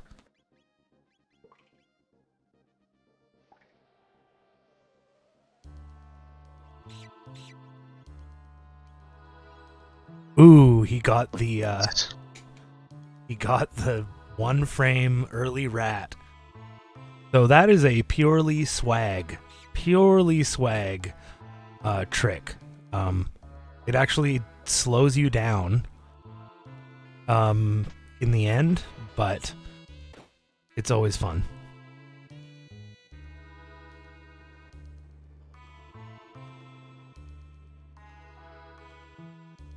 And we got the bugs. They're kind of annoying.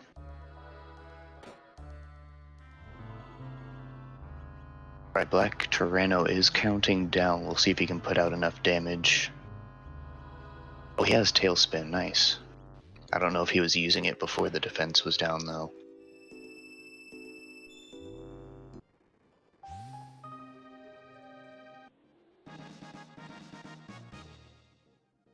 if there's anything good in this sealed door here. Oh my goodness. A Wonder Shot, a Haste Helm, a Gloom Helm, and a Vedic Blade. I mean, we already have Rainbow, but those other 3 items are godly. That was a really stacked room right there. Yeah. Wow. Yeah, and a +7 power tab as the icing on the cake. Shout outs to the bike racing champions. Good job, guys.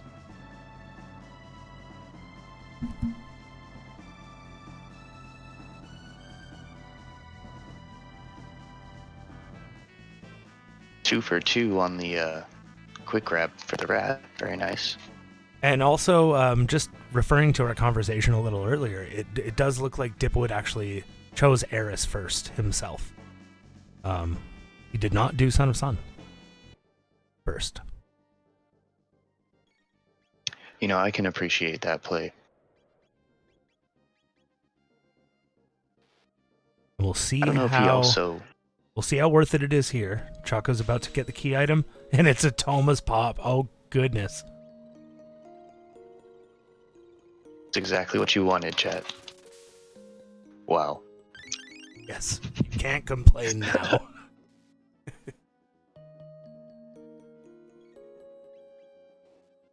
Yeah, so is it, yeah. Do you go Thomas now, or do you go Gino? That's a really good question. I would personally go Giant's Claw because he has, you know, it has 3 power tabs in it. Good music, green fire. It's got to be faster. Yeah, it is a little bit quicker too. But Genodome might be a really good idea for XP. There's some pretty good items in there. If you can get the conveyor skip in Genodome, it can save quite a bit of time, but you have to get it first try. And it's not yet popularized in these runs. Yeah.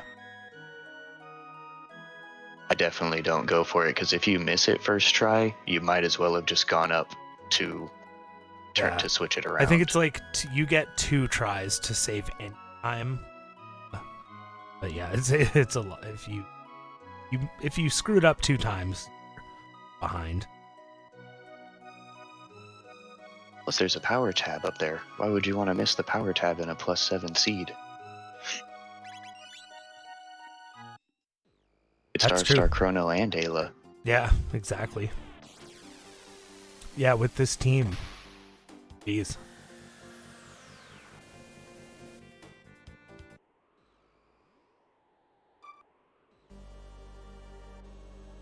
Oh, he is taking the Giant's Claw. Nice. Nice. And Aku hit the Dark Ages. Very nice. Good job. Yeah, he's going to be on his way up Mount Woe. He's going to find that pendant, and he'll be right back in this.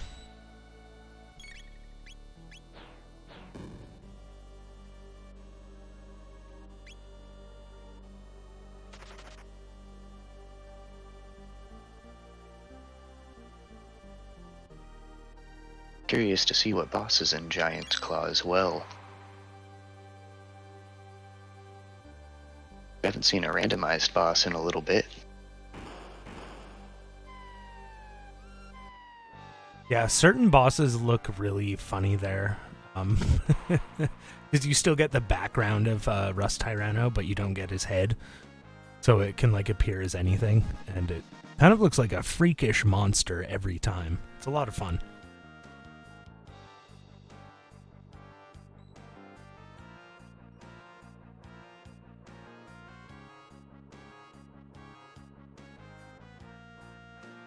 Didn't want the rock. That makes sense.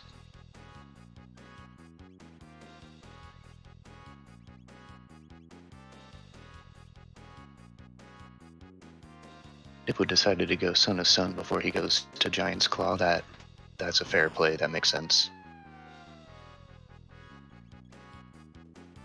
Yeah, we're just gonna wonder if he, goes Genodome. Sometimes it doesn't make logical sense to go somewhere where it's a slower check, but sometimes you just get a feeling, and you just kind of go with your feeling, and sometimes it works. Absolutely.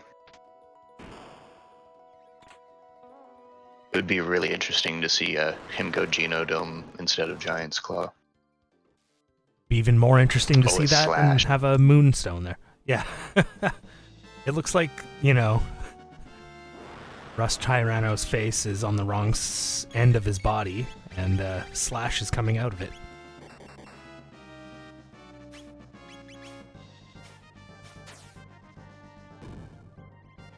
Ooh. Very nice beast toss into confused. Beast Toss has got to be one of my favorite skills in the entire game. It's so powerful and so fun. Just fun. Yeah, it's so entertaining.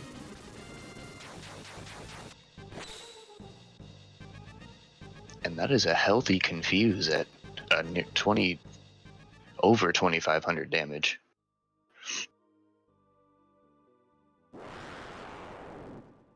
Yeah, no complaints there. That fight was over in no time. Yeah, Slash is oh, Moonstone, ouch. At least they have the eras for it, and I do believe they finish. I can't remember if he noped out of the Prism Shard quest or not, but it's required. So, wow. I also can't remember. I think he did do it. Oh my goodness, he may be soft locked here. What is happening? He's not moving.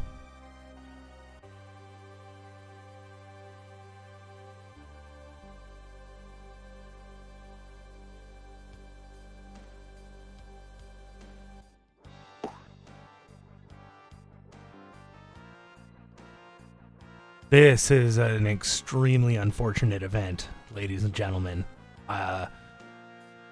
Unless something... His timer is going. I can guarantee you that his stream is running. But his characters seem to be locked on screen. So he may be suffering from a soft lock. And he may feel that it's unrecoverable. I'm not sure. We're going to try and get in touch with him here. We'll see if he says something, and we'll give you guys an update soon. Yes, Choco is no longer in the race. That is quite unfortunate. That looks like a software glitch of some kind.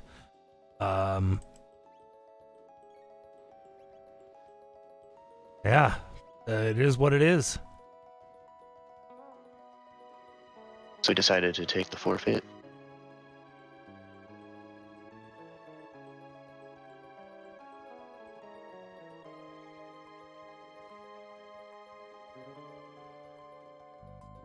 Very, very unfortunate.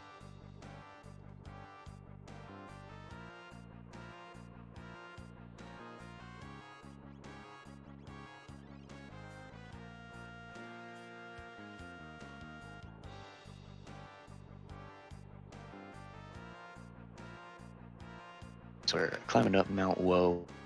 It's going to be really nice for him. He's going to get some prism specs up there. I need to make up a little bit of time, but we'll see what happens.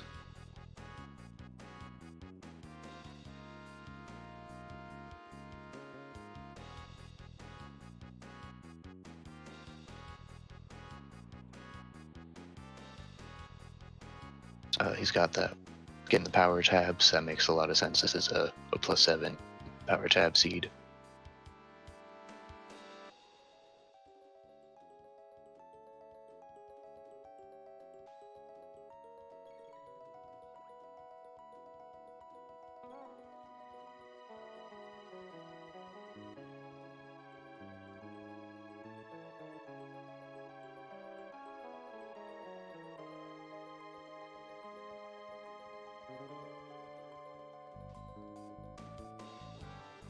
Right, dipwood getting really close to Russ Tyranno now.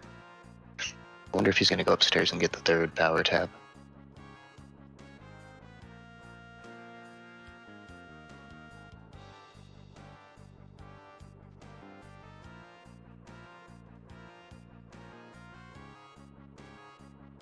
Yeah, that is correct. Yeah, he will have to do the Prism Shard quest, dipwood, because he decided to nope out of the jerky.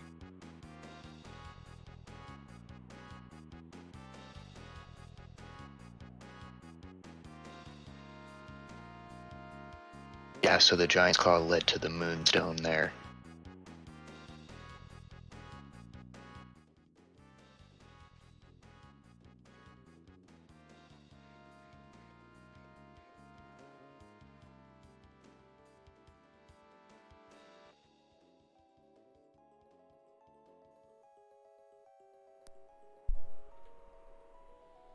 Hey, Choco, welcome. That was unfortunate, man. Holy cow.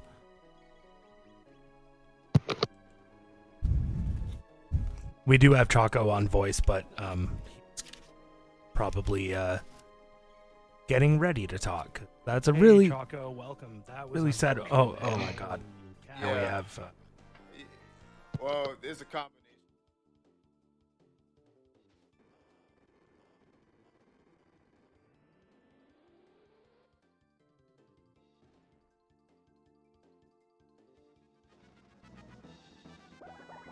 Man-eaters are kind of trolling Aku down there.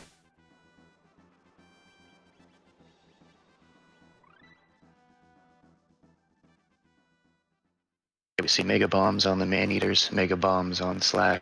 It's Mega Bomb City.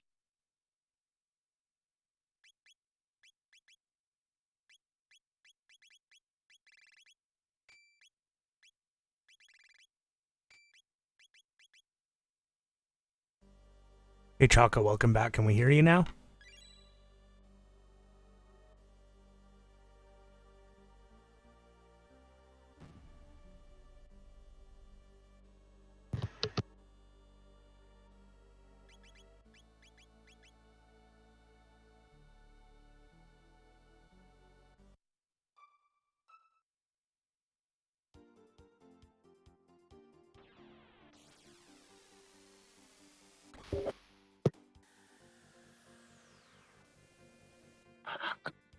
Can you hear me now? Hey, yes, welcome. Yep. I don't know what it is, but Discord is like resetting my mic settings. I don't know why, but Eh. I don't know. Well, yeah, that sucked, man. Jeez. Yeah, it's a combination of things. One is I'm feeling like absolute trash right now, and two, I I tried to gamble on a ruby knife or a clone, but didn't find either one of them. So I told myself, okay, I'm gonna do Giant's Claw. I think I had what ruby knife, clone, and moonstone left. If I see a moonstone, I'm forfeiting because I couldn't finish this one. I just wasn't feeling too well. Oh, so that actually was not a soft lock? No. Okay, because I've soft locked And- like in that exact position, so I was just curious. Oh wow, I didn't know you could soft lock there. But- Well, you could before, but I think it was patched, and then I was like, oh my goodness, they didn't patch it well enough. But okay, so I made assumptions, but yeah, Oh, well, I had no idea about that. yeah, that's too bad. Yeah, you were doing really well, but I understand. Like the seed was brutal and punishing for sure. Yeah, it was. It was. See, when I got my first mistake was going to King's Trial. I'm thinking, okay, maybe it's not woe required. I was hoping it was not woe required, but then I saw the jerky, and I'm like, the seed wants me to do Mount Woe for the pendant. Go get Frog, and more than likely do Magus's Castle.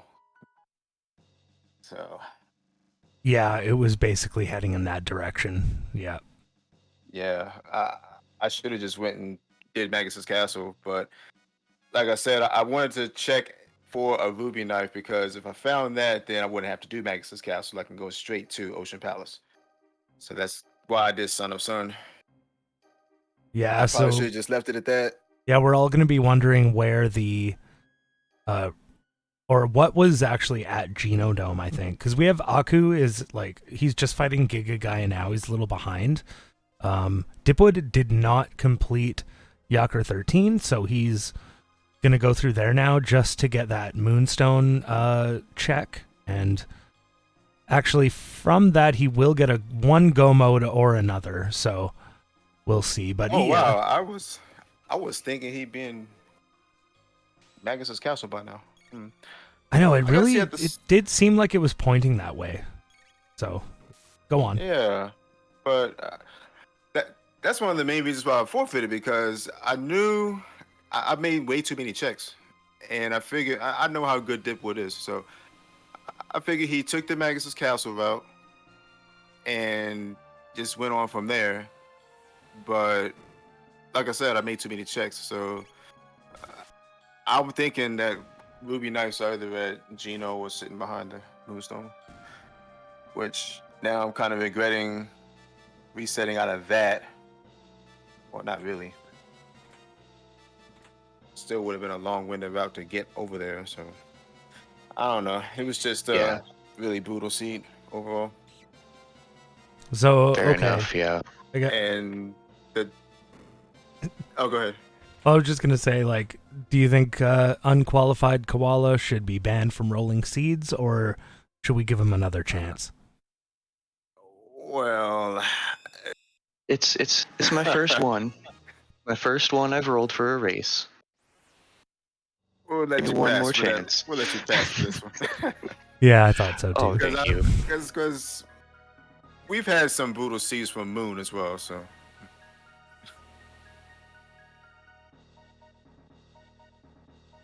All right, you got the jerky.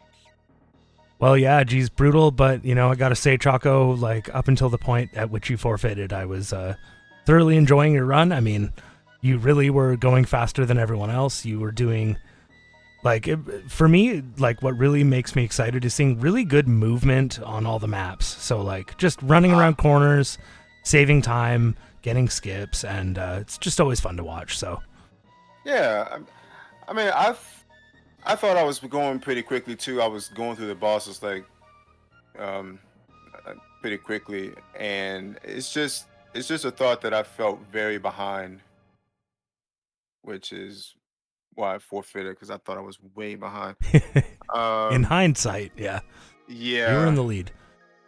Oh but- wow. I now feel dumb, but you never know in races like these. But you also said you're not feeling that great either, so you know we Yeah. understand. But it's good to talk to you. Yeah. Just one other thing I was going to mention is like you and Dipwood struggled a lot on Denadora with that Nizbel roll. That was the thing that really separated both of you from Aku, because he kind of ripped and then just like ran away. But you guys really struggled through that fight and won it. So do you think that, you know, in Boss Rando, you know, what do you think is the key to like having a successful fight like that? And is it always a gamble, or do you want to do some preparation, or are you always just trying to go as fast as you can? I feel that in Boss Rando, you have to have some sort of preparation, because you don't know what you're going to find, especially in places like Cathedral or Denadoro. You always want to have the right tools like ethers or the right text. Like you may need lightning for Nizbel, like we did in this case. You always want to have the right characters, I feel, as well, but sometimes that can't be helped. But like I've played some Boss Rando Seas where the texts were absolute trash, and I actually had to grind to get a few texts in order to progress. But thankfully that wasn't the case here. But I just feel that you do need to do a little bit of preparation, no matter what, because you never know if you're going to run into that Heckman or run into that Nizbel or run into Dalton Plus or Golem. You know. Yeah. Yeah, it's always a bit of a gamble no matter what. Yeah. Yeah. Yeah, and if you're caught without the right tools, like if you don't have magic for Heckman, for example, you're gonna have to find a way or come back later or something like that. But if he's your progression, then you pretty much have no choice but to, you know, try to get better techs from somewhere somehow.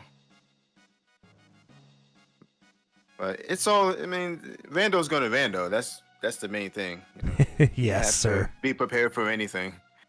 Yes, sir. Yeah, absolutely. And that's what I like about Boss Rando, because you really have to. You see that, like sometimes what I'll do is I'll check out what the boss is, and then prepare. Like you can't really, like if you're not doing boss rando, you know what boss is there. You can prepare for him, or you don't have to prepare for him, I should say. But if you don't know what boss it is, then sometimes you'll have to save and then try to see what it is and then prepare your team accordingly. So sometimes that's the case. I do that a lot against Black Tyranno, actually. I'll make that last save and check out just what element he's doing, and then I'll reset and then prep my team. Right.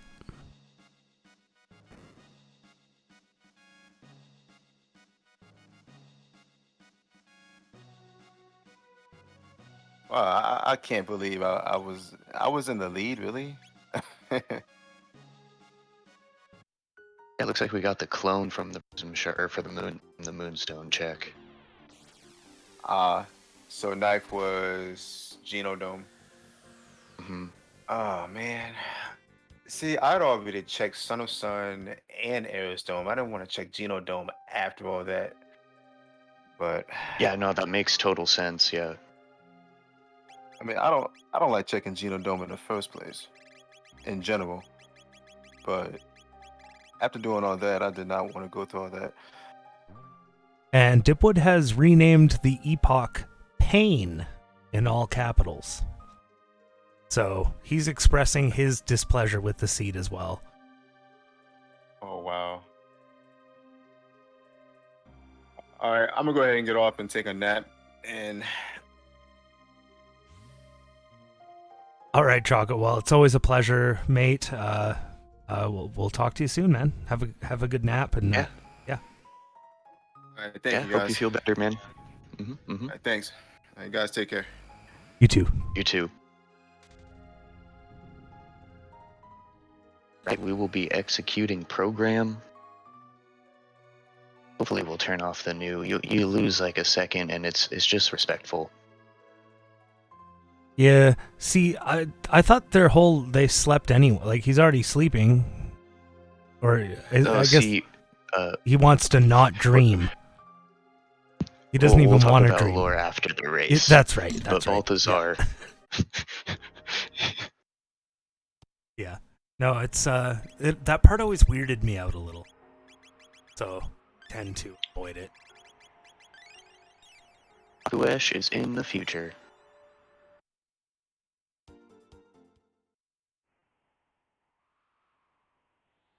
Yeah, he still has a little bit of a loop to go around. He's got to make sure and get that.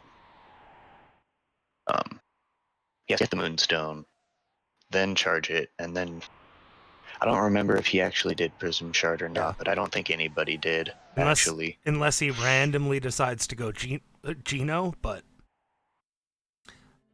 what are the Hey, that chances? might work out for him.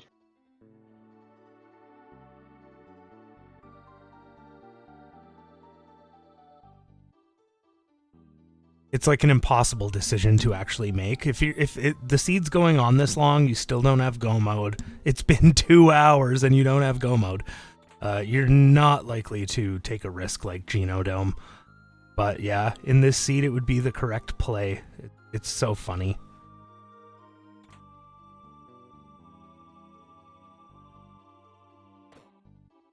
Very nice.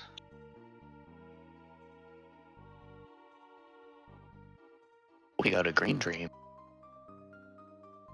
He has multiple of those now.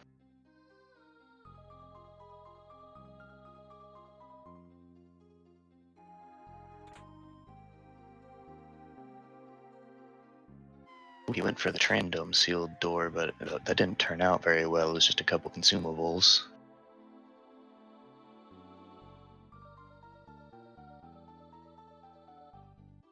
Yeah, and this is a very quick Death Peak climb, as you would expect from Dipwood.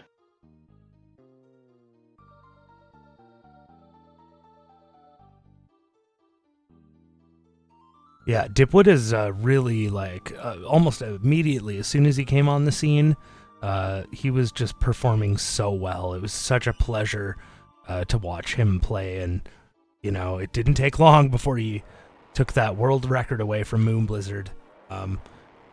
Not that we take world records that seriously necessarily, but amongst ourselves, we do like to brag about it a little bit, so... Moon Blizzard also swept into the scene, took a world record, and took me about 2 or 3 months of grinding to best him by about 2 minutes. And then within a couple days, he beat me again, and then it didn't take long before Dipwood just swooped in and took that away from all of us. And yeah, Dipwood is just an amazing player to watch.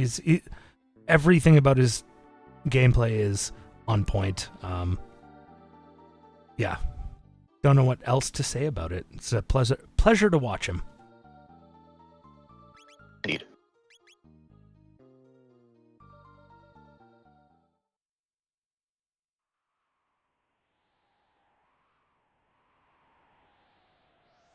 Now you gotta push the shell, but don't forget to climb it as well.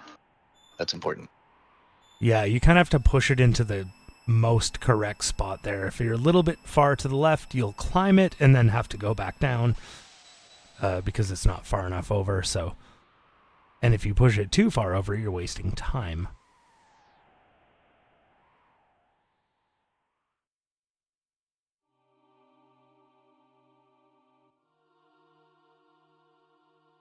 I'm really excited to see a Black Omen Go mode with 2 physical damage characters. Yeah, I mean, they do have a little bit of magic to fall back on, but if as long as he sticks with this team, well, it'll make certain fights interesting and other fights like really quick. Still haven't seen Flare yet. Yeah, you're right. We still haven't seen Flare.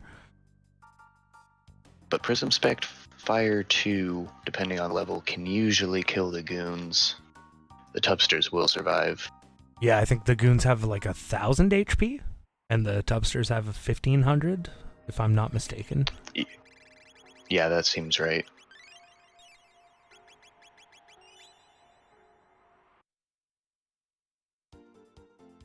I'm not sure what kind of speed he's got on Luca. Oh, he's going back to do something. Probably a bit of Shaw. Oh, no, sorry, to enter the Black Omen. My last seed was a Lost World seed, where you have to enter it in the path or in the future. But he is doing some shopping here for sure. Yeah, you really don't want to get halfway through Black Omen or Ocean Palace and find out you ran out of revives or ethers or anything like that. Yeah, it looks like he went 99 ethers. He's going to top up some lapises. Yeah, I don't know if he's going to make any other stops here. Yeah, it looks... Nope. Going straight to the Black Omen. And, boy, does he have a sweet set of gear. Now that I'm really looking at it here, I'm proud. And Luca has max speed. Oh my goodness, this is a... Woo! That's all I gotta say is, woo! Wow, you're wooing so hard that Discord cut your audio. Sorry, everybody who's wearing headphones.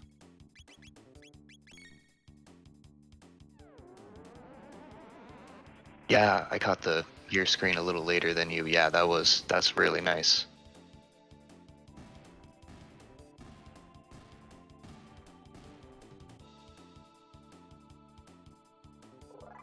Aku flying down to the Guardian fight.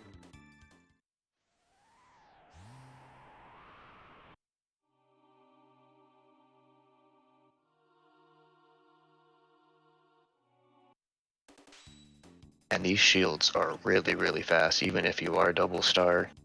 If you don't flash the text screen fast enough, they'll still put you to sleep.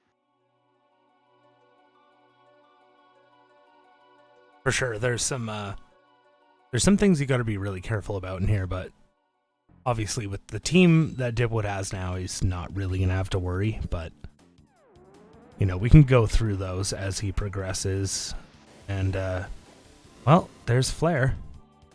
Yeah, hey, wait a second. Doing Flare. Doing a juicy amount of damage. After all the checks they've done, yeah, they're way over leveled for the Black Omen. Yeah, it's a good path to take, probably when you are over leveled too, because like it's gonna be quick, and Zeal 2 is a scripted fight. So I find that even if you have like a pretty high level team going into Lavos, he can still really screw you around, and it's a scary fight. So Zeal 2. Yeah, he does some really random stuff.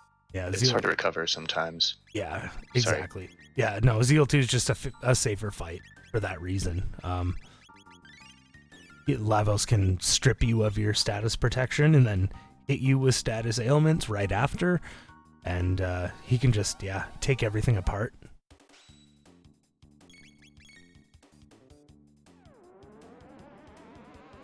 It's another potential to drop really good stuff, the panels. I've seen them drop tabs quite a bit. It's kind of surprising. Yeah, they are dropping flash mail, it looks like, but yeah, you're right. I've seen tabs drop from them many times. I think it's a callback to the fact that in the vanilla game you do get speed tabs off these guys if you charm them. I don't know if the developers put that into Jets, but I feel like they did, because I do see more tabs here than other places. Yeah, flash mails will be nice when they get to the Omen new. Totally. I would see that as just like gold in the chest.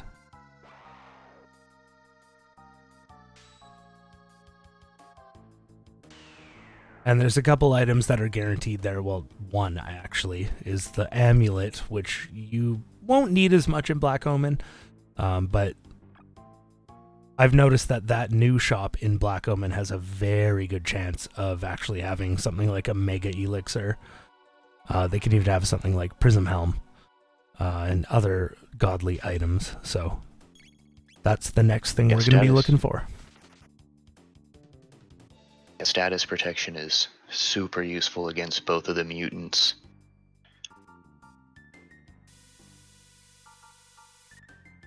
Both Giga Mutant and Terra Mutant will hit you with status. Terra Mutant will use Obstacle, which is a random status in every seed, but it's a set status. So once you see Obstacle once, you know what it's going to be.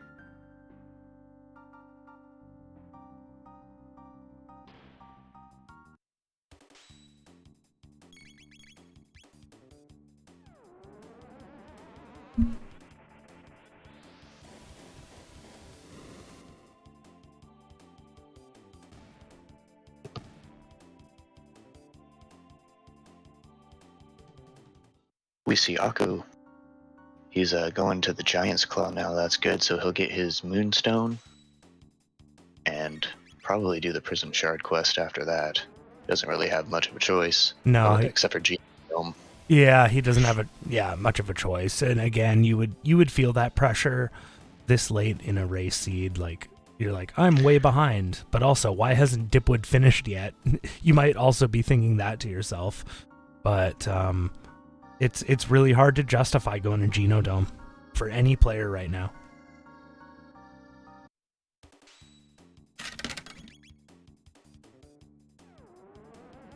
Now, the goons on the elevator is kind of unfortunate because they have the slowest animation to start the battle and the slowest death animation. Anything you can get on the elevator. But it is good XP and tech. Yeah, it's going to help him a lot for those final fights. Like, he's already probably leveled up enough. Well, just about, yeah. He's already level 31. But, yeah, getting into that many encounters on the elevator will slow him down. I mean, at this point, it's not going to be enough for Aku to actually get a lead on him, but, I like to root for the underdog, so I'll take any chance I can get. Oh, yeah. It's still race time. It's not over till it's over. Yeah, race time is not over till it's over.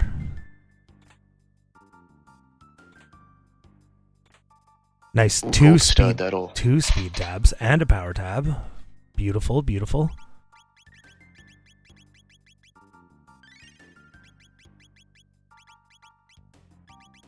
As someone who just loves picking up treasure chests, I love that room. You know Let what? me tell you. I don't think it ever lets you down. I don't think it ever lets you down. And so we do have elixirs, full ethers. Those are both really good. Indeed.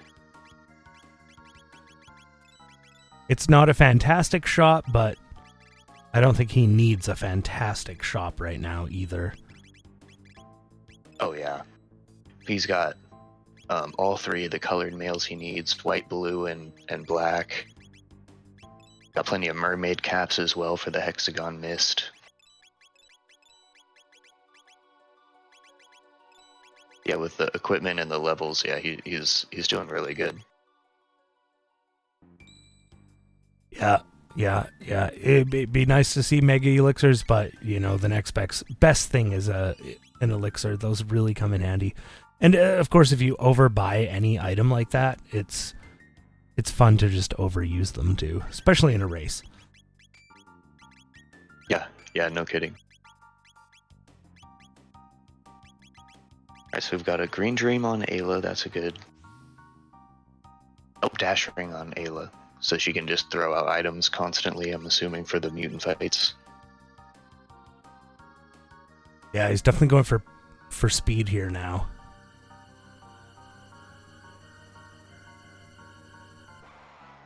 Aku, of course, is still just kind of making his way through Giant's Claw. It shouldn't take too long now. But yeah, he's got a long road ahead of him compared to Dipwood, who is... Honestly, he's really not that far off now from actually conquering Zeal 2. Yeah, he's got a little ways to go. 2 boss fights, the mutants, Giga Mutant and Terra Mutant. Yeah. And then Elder Lavos spawn. And then all 3 of the final boss rush, so it's getting there. Oh, and he knows it too. He didn't even bother trying to get that chest. He's really trying to get through Black Omen as fast as possible now. No, but now he's going to get it. And it's a Gradius. The eyeballs are very kind to him. Yeah, that was some good RNG right there.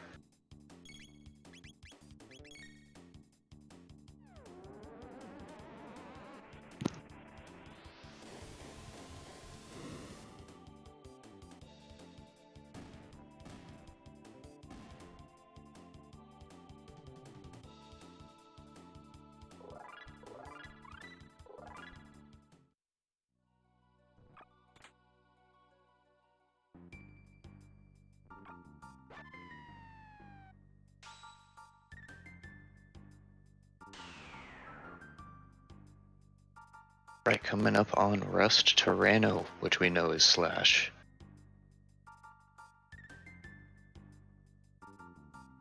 Yeah, he's not going to have any trouble here whatsoever.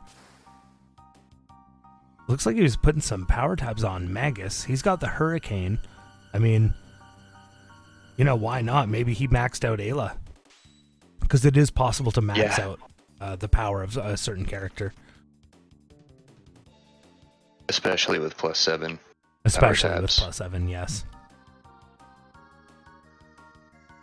And then, yeah, they're not going to do anything for Lucas, so Magus is the next logical choice for power tabs. Unless you were to switch Robo back in or something. Yeah, and it's this is a good team choice for Black Omen, but, Aku doesn't know he's going there yet.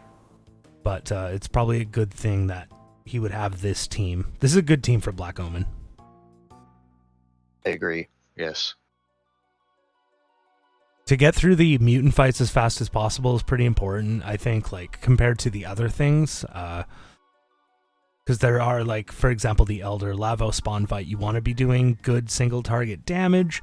But frankly, he's a little easier to deal with than, especially Terra Mutant or Giga Mutant. Honestly, both of them can get away from you if you just can't dish out that damage, so... Yeah, Terra Mutant especially has a lower HP, but if you don't get it down quick enough, he'll start punishing you and one-hitting your characters with that orb attack, cast an obstacle. I might be mistaken, but I think I saw a Prism Helm drop from Slash. I didn't see that earlier. But I see Chrono has one on Dipwood's screen, so yeah, that's a really good drop right there. Yeah, I didn't notice that before, but that's great, honestly. And for Pteramine too, by the way. Pteramine can throw status ailments on you, so. Here we go. Here's Giga Mutant on Dipwood's screen. See what he's able to pull off. He's going to have Flare and Luminaire and Tailspin probably for the most part. Oh my goodness. Oh, the Geno Dome. Aku is going Geno. Dome.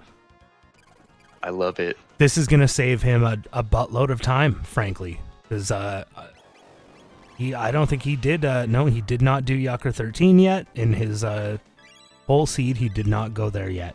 So he's going to find the knife here. And he's going to be able to go straight into the Ocean Palace. Suddenly the seed tightened up a little bit. I mean, Dipwood's still kind of in the lead, but boy, Aku just shaved time right off the end of his run. Yeah, you love to see plays like that. That's awesome. This escalator, I guess it's not an escalator, but this conveyor belt fight can be really annoying sometimes. Yeah, if you don't have the right tech and like good speed, they'll beat you up pretty bad. And there's 5 fights total, so you want to be prepared. It is fantastic. Go ahead. Oh, I was gonna say it's fantastic XP and tech points, though. Yeah, if you can get here like a little bit early, especially like, and you can still kill them, it's such a big bonus to your run. We've seen that in a lot of races.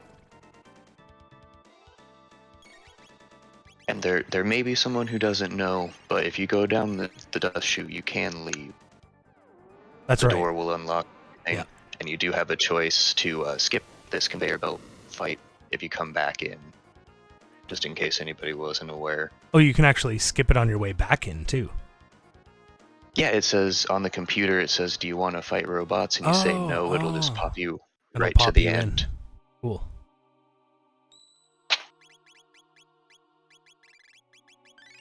Also, you could say yes if you really wanted to grind here, but usually one fight isn't, or one series of fights enough.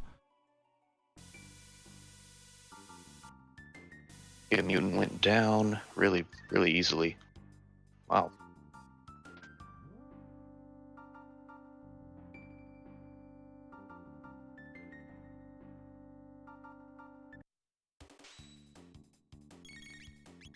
I was hoping for no encounters on that elevator, but maybe next time. Yeah, it's one of those things that has been left in this randomizer. It's you have 6 possible encounters on the 2 elevators in Black Omen, and it's 100% RNG. There may be a way to hack that RNG. You know, I've got my own theories, and I'm not going to share them with anybody.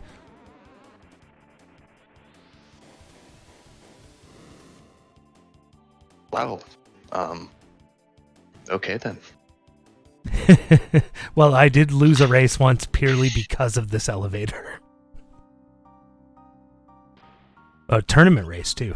I got eliminated.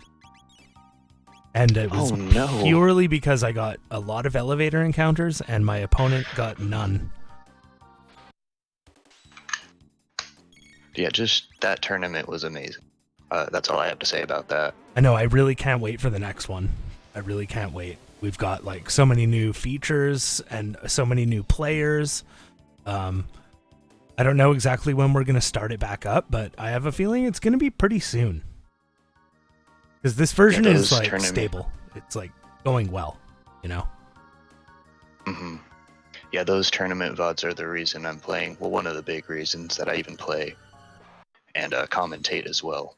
So, shout outs to everyone who was involved. Shout outs to the community. Shout outs to this Genodome play. Yeah. This epic Genodome play. And the community's great. Yeah, same thing happened to me. I watched a race. It wasn't during a tournament, but I just happened to stumble upon it almost. And I was like, oh, of course there's a Chrono Trigger randomizer. Let's check it out. And boy, is it fun. I really think it's still a little underappreciated. There's going to be a lot of people out there who will enjoy this when they finally discover it. But yeah, it's our job to expose people to it. So I'm doing my best. Thanks, Procky. So No problem, Koala. So Dipwood's up here. He's about to hit the Pteramine. He's getting really close now. Oh, a rainbow. I think they already have one, though. Yeah, there was a rainbow on Mount Woe. There might have been two, actually. I think there was just one. But yeah, here we go. Pteramine. On Dipwood's screen, we got Aku is starting to approach Mother Brain. He's not too far away at all.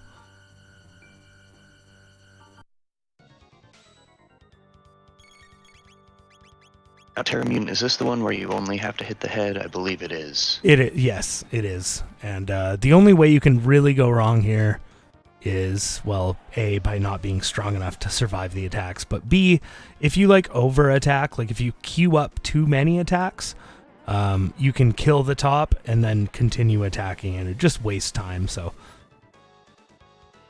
but he has 6,000 HP, I want to say. I think it's a little more than that, 7,000 or 7,500. It may have been increased. There were some changes I'm not super familiar with, but Pteramine was one boss that actually got buffed quite a bit in the last patch, so you do want to be careful. Yeah, he looks skinny, but he's swole. He's swole now. Yes.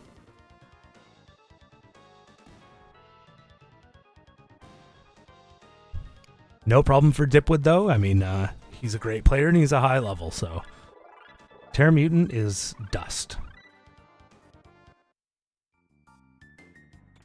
Yeah, you could say it's an advantage of almost completely filling the tracker, but when you do get to the end, you're ready to go when you get there.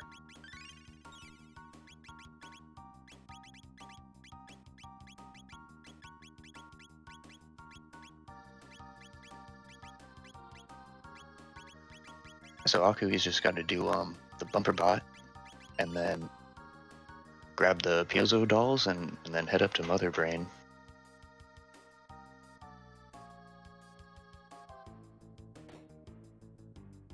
That's right, and again, like I said, he will be able to go straight into Ocean Palace. He won't have to obviously do Tyranno Layer again, because he already did it once. That is really nice. Kind of get it and go. Yeah, we got Dipwood now on Elder Lava Spawn. This dude's a bit of a pain in the butt, but generally it's not too bad. You just want to concentrate single target attacks on his head. If you hit the shell, you will get a counterattack, and his counterattack hurts a lot more than his little babies on Death Peak. Holy moly! Chrono is doing 3,200 damage with his 3,400 damage with his Confuse. Yeah. Wow. I don't know if Luca has Fire 2, but that Fire Sword 2 will be amazing. Oh, yeah.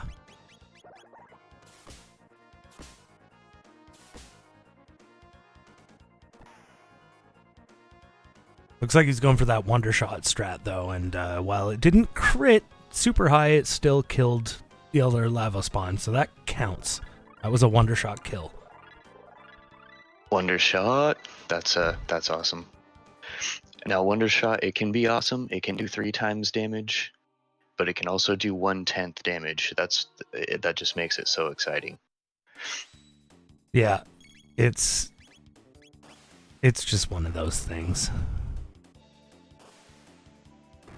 I don't know if I would use it in a race, necessarily. But if I did and I won, I would have to buy a lottery ticket that day. Fair enough, yeah. But I mean, that's in that particular situation with Elder Lava Spawn, she doesn't have a lot of single targets, so... Totally. There's nothing else you can do. And, well, yeah, does she not have Fire 2 yet? Because, well, obviously if she did, he would be blaze kicking. Yeah, I don't think she does have it yet, that's kind of sad. But at least you got the flare, not last. Yeah, wow, that's... Just that. If she doesn't have it yet, and she's level 34, that's something I just haven't seen before, or often. But it's possible. Yeah, it definitely is. Like Choco said, rando be rando. But yeah, that fire sword too would probably be doing like 5k. You can 4-hit deal with that. Yeah, 'cause Plus she's got the triple. Yeah, she had those prism specs on too, so. Oh, that's so good.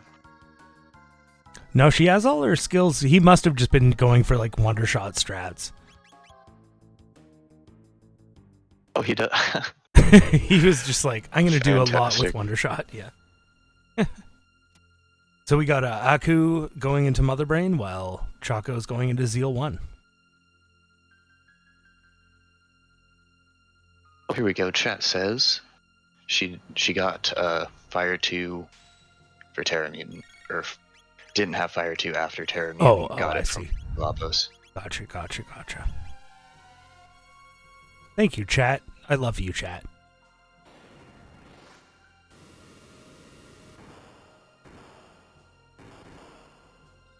Now, wow, that was a blaze kick.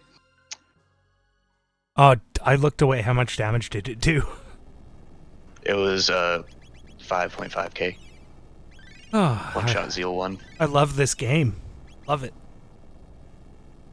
Are we going to see a Hypno Wave strat? We are not. Trying to see if there's purple Z's.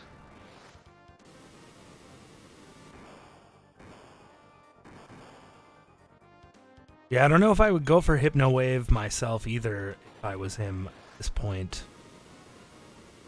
Does look like his Luca's a little slow though. Oh, this won't matter now. Wow. I can't believe Ayla's doing like 3,000 on her triple kick on Aku's screen. Yeah. That's amazing.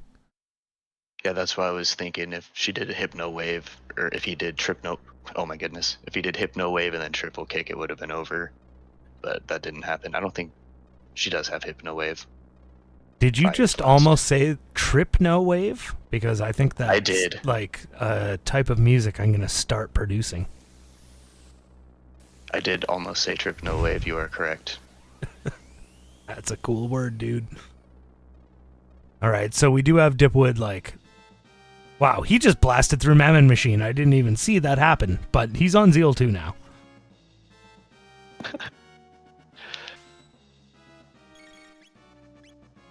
I think the fact you can almost 100% a seed and still beat it in under 230 is just a testament to how good our players have gotten in this community. It's like, it's so incredible to watch. Yeah, that's just going to be 4 Blaze Kicks and Zeal 2's down. You could also use Fire Sword 2 would be doing similar damage because of the most recent update kind of buffed the Fire and Ice Sword spells. Oh, that's right. And still triple kicking. Yeah. Indeed, but it goes either way with this team. You can do Blaze Kick and Confuse. Yeah, his Confuse or you is can do doing a Fire lot. Sword 2. Yeah, his Confuse is doing a lot of damage too. Already at Hellation. Here you typically want to have a Mega Elixir in the bank, but if you don't, there's other ways. One of those ways is to have black mail or black vests on, because the next attack you generally get is a laser attack, aside from that MP buster.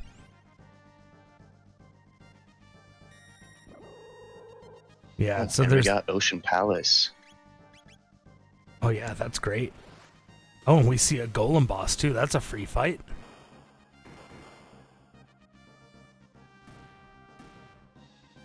Time. GG's, Dipwood.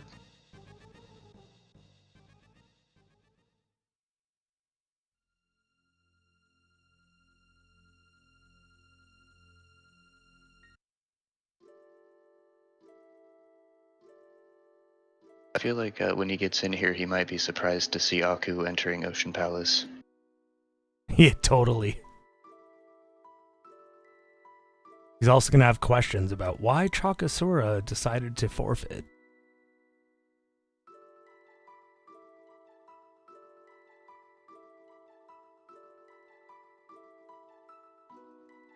So yeah, Yeah, for how full, great job I was to gonna say how for how, Dipwood. Go ahead.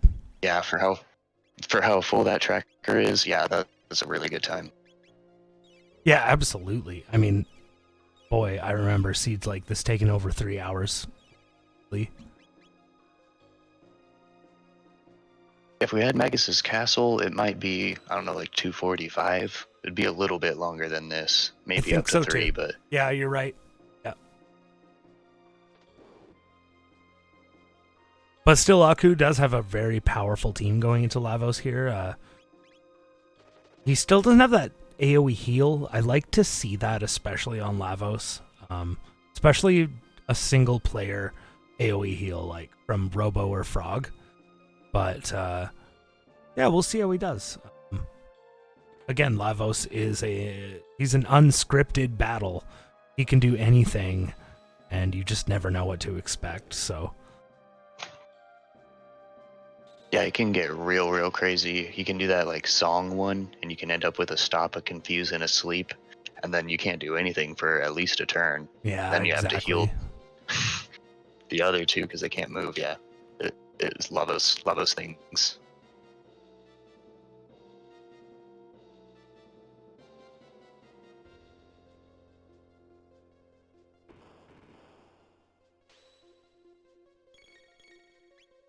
We'll see if he takes any levels. It seems like he could just kind of just take all of these fights once on the way down and be fine, but we'll see if he wants to play it a little safer.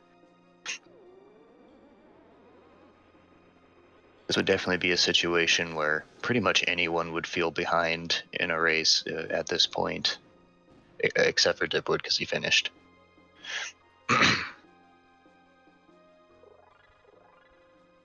But even earlier, Chocosura, he was in the lead, but he felt so far behind. Yeah, he's moving on. Yeah, there's got to be an element of that going on here. Yeah, I agree. Yeah.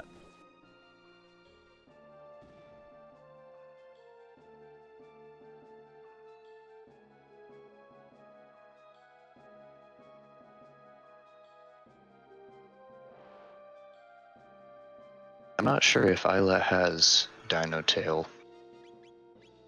I'm hoping he does have that for the elevator.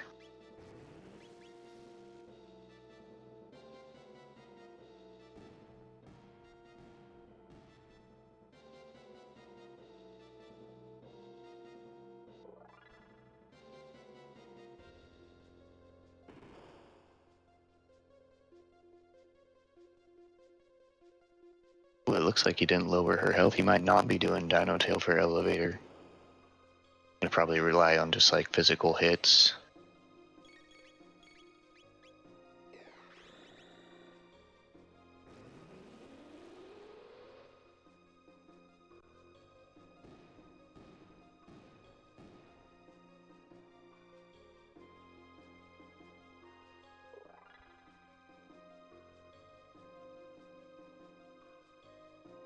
And we're coming up on the elevator now.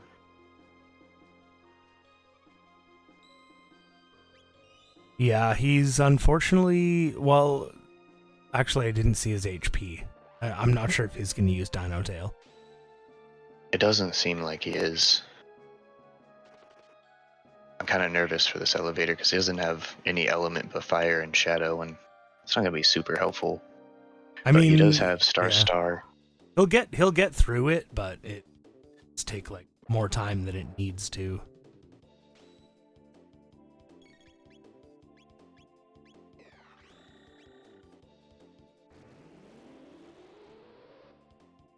Did Dipwood not want to interview?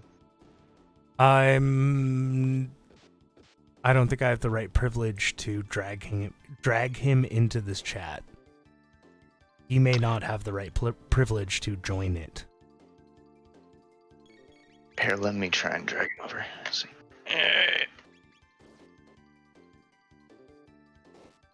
Oh no, I can't drag him either. Oh no. Well, I'm sure if Dipwood's talking right now, he's saying, "Woo!" Again, sorry for everyone with headphones on.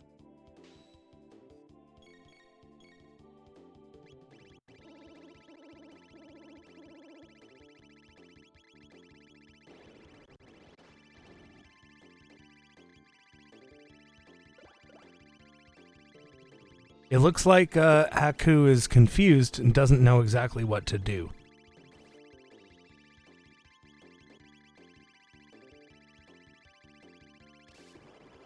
We may be witnessing some kind of breakdown, some kind of interesting way to forfeit a race. I think that's what we're witnessing. Personally, that's my take. Maybe he's trying to, on the fly, lower Isla's HP and do a dino tail. That's a good point. That's a good point. See, it's right there. She's probably low enough to do it. Oh, the lock. Oh, wow. Oh, wow.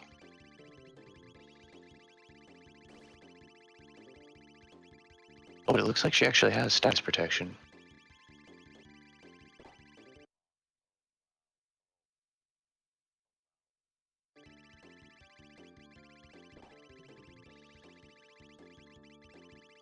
Alright, so we're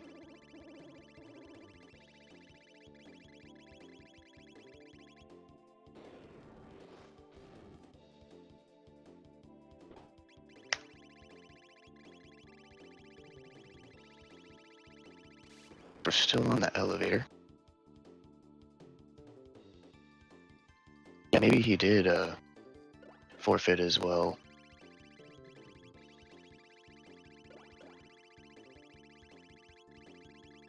Still no official sign that he is forfeited. It looks like Aku has committed to finishing the race. Somehow this is part of his strategy. I don't understand how. It could be, but I am getting word that he says, I'm going to finish this race. Very good. And then we're also having trouble getting dipwood in here. You may need a privilege on this server to get someone in. Yeah, I don't think either of us have it, because I'm not able to drag him anywhere.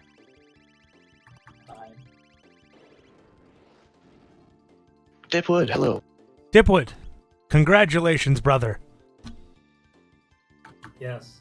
So as soon as I got the feature, I decided I'm not going to Magus Castle again. I'll just roll the dice on the remaining checks. That's absolutely fair.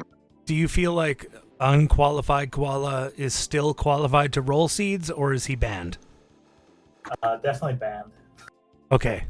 Ouch. That's one for banned, one for pass. We'll see how Aku feels. Luckily, we have 3 racers today, so we'll be able to determine whether or not Koala's banned from rolling seeds. But Dipwood, congratulations again. You played really well, and you got lucky at one point, especially when Chocosura forfeited, because he was actually in the lead, and he didn't think he was in the lead. He thought he was way behind because of how punishing that seed was. Do you have any comments? When did he forfeit? What was he at? Let me check here. It doesn't tell you on race time, but it was a while ago. He got the moonstone and said, no, I'm not doing this. So the end of Giant's Claw, and you were maybe a couple minutes behind at that point. It looks like he forfeited about 1 hour 50, 1 hour 45.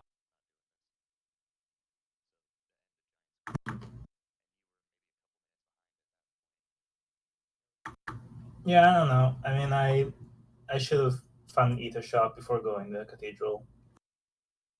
I had to leave and come back. And then and then desert yielded hero metal, I think, and then that yielded nothing. Yeah, it was like the Robo's ribbon or something like that. Yeah, I think it was Robo's ribbon. I considered doing a Robo ribbon Crisis Arm Robo.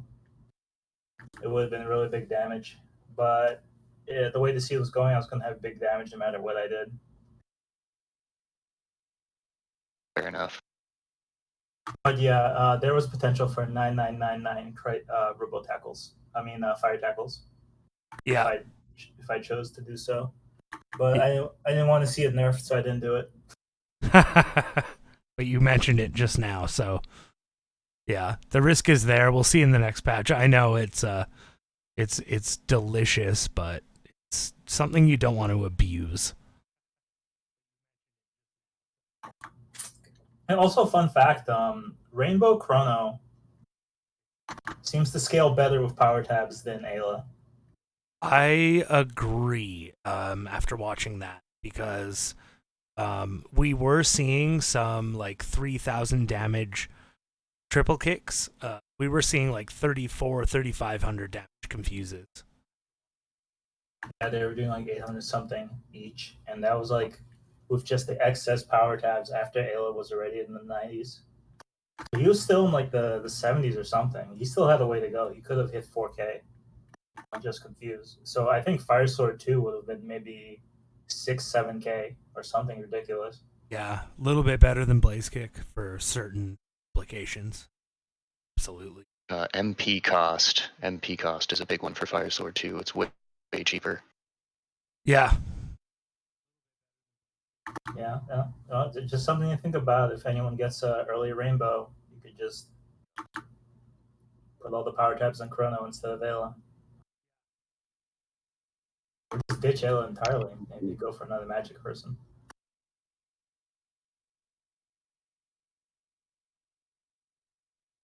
Absolutely. Yeah, wow. That's the first time in 3.0 I had to go to Mount Woe. Yeah, it was a savage, Yeah, it was. savage seed. My bad. No, it was a lot of fun to watch. I mean, it puts all the runners' skills to the test. And, I'm looking forward to the next race. Yeah, Indeed. It's like, I think the crisis, like the good play there would have been to go to Crisis Arm Robo. He would have done the most damage, but he would have been slow. So I'd rather have the 3 fast characters since I dumped all my speed into Luca. Yeah. And the 2 haste helms than having to have like a slow Robo probably. Absolutely. Yeah, I agree for sure. The power of the Blaze Kick combo is that Luca and Ayla, you dump all your speed on Luca so that they sync up, so that they have their turns at the same time, roughly the same time. There's a dual tech delay, but with haste helm and max speed Luca, if Luca's a little bit faster and she's the one casting it, then you pretty much mitigate that delay and they have their turns at the same time. That's pretty big. Whereas with Luca Robo, that's a good tip. one of them's going to be really slow. So you'll get like 2 Blaze Kicks off for every Robo tackle probably. Mm-hmm. So that was my reasoning for keeping that team. But Robo would have been very funny. Yes. A little bit more high risk, high reward from Robo. Well, thanks for the race. That was something. 100%. Pretty much. Genodome. Yeah, pretty much. Yeah. Thanks, Dipwood, for joining us, and it's always a pleasure to watch. Congratulations again, and we'll see you again soon. Have a good night. All right, well... and we lost Aku, huh? With that, I guess, it's time to close the stream out. UnqualifiedKoala, you ought to think about changing your name to Qualified Koala, because pleasure commentating with you. Job. Yeah, I'm looking forward to more of this in the future. Oh, yeah, thank you so much. Unqualified Koala is not even my final form. I can also be an unqualified Killwalla. Ooh. Just want to thank everybody in the chat for coming out. And if anybody ever feels like volunteering for commentary or tracking, it's a lot of fun. I would definitely recommend it if it's something you're interested in. And yeah, have a good night, everybody. Yeah, thank you so much to everyone who tuned in, and we'll see you again next week. Take care.